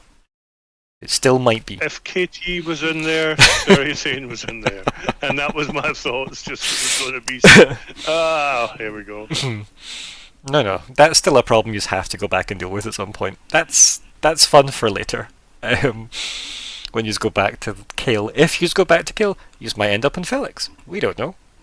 Do you know what? Ultimately, we were found not guilty and let off. Yeah, Thane has got nothing to say. exactly. Other than that part where you were all in custody and he may or may not remember that. Were we? Remember? Because we don't know if he does. Yeah, gotta love the If he Fae. can't remember, I'm not going to remind him. It's like, sorry, Thane, you've met Kyril. Didn't you think he was a cool, chill guy? Everybody seems to like Kyril that meets him. Like, yeah. Maybe you need to meet him again. Maybe. Oh, that'd be fun. I can't wait for you to have another chat with Thane, if I'm perfectly honest. Like, so here's our list of conspiracies, Thane. Can you maybe narrow it down for us? Because we have too many question marks. If you could just filter that down into some very, very obvious choices for us, thank you. Are you any of these 20 different things? Anything else, Chris? No. You get us back on Thane. No, moving on. Moving on. We'll leave that one for another night. Yes. Well, in that case, then, where are our XP awards going, folks? Who's doing what? I would say Falkwin for his investigation and just being ballsy enough to go in and spy on the Solar Emperor. Nice. Anyone else got No a vote? arguments for me on that one. Yeah. Yeah, happy with that. John, are you voting executive powers to yourself? No, I was going to say Lockheart for being both the Gamble Whisperer and the Sloth Whisperer. Sloth Whisperer, that's a fun. That's a thing, yeah. Also, thank you for the nice spyglass. Yeah. Is there a story behind it? There will. Oh. Now that you've asked. Of course, there always has been. Of course. Of course there has. Mm-hmm. I did And like. now that you've used it, and like he's out now. We just poke. How close to the ledge can we get him before he realized? Can we just like turn him to face the other way Oh. without him waking up? yeah, Yeah. wet finger in the air. Mhm. Yeah. I was gonna retract my vote, then I remembered it was Nori who was trying to rifle around in my pockets while I was elsewhere. I mean, these were merely things floated, right? And you cunningly shot them down before they could get out of hand, which was good. Like And so it was you that suggested that this might be the case. I just like the fact that you've got someone doing an incredibly risky surveillance operation psychically with the Solar Emperor as a potential threat, and you go, what if we poked him? Yeah, like, what if he got a mustache on his face? Perfect player behaviour, I love it. You get sharp. But yes. Well, you get an extra point of XP, well done, Sean. Yay. But was pretty unanimous. Good. And yeah, like, I feel like I do another thing, but that's fine. I don't think I need to do another thing. Whatever I normally do is probably just say goodbye, everybody. So say goodbye, everybody. Goodbye, everybody. Good night, everyone. Goodbye, John everybody. Boy. See you next time. Bye bye.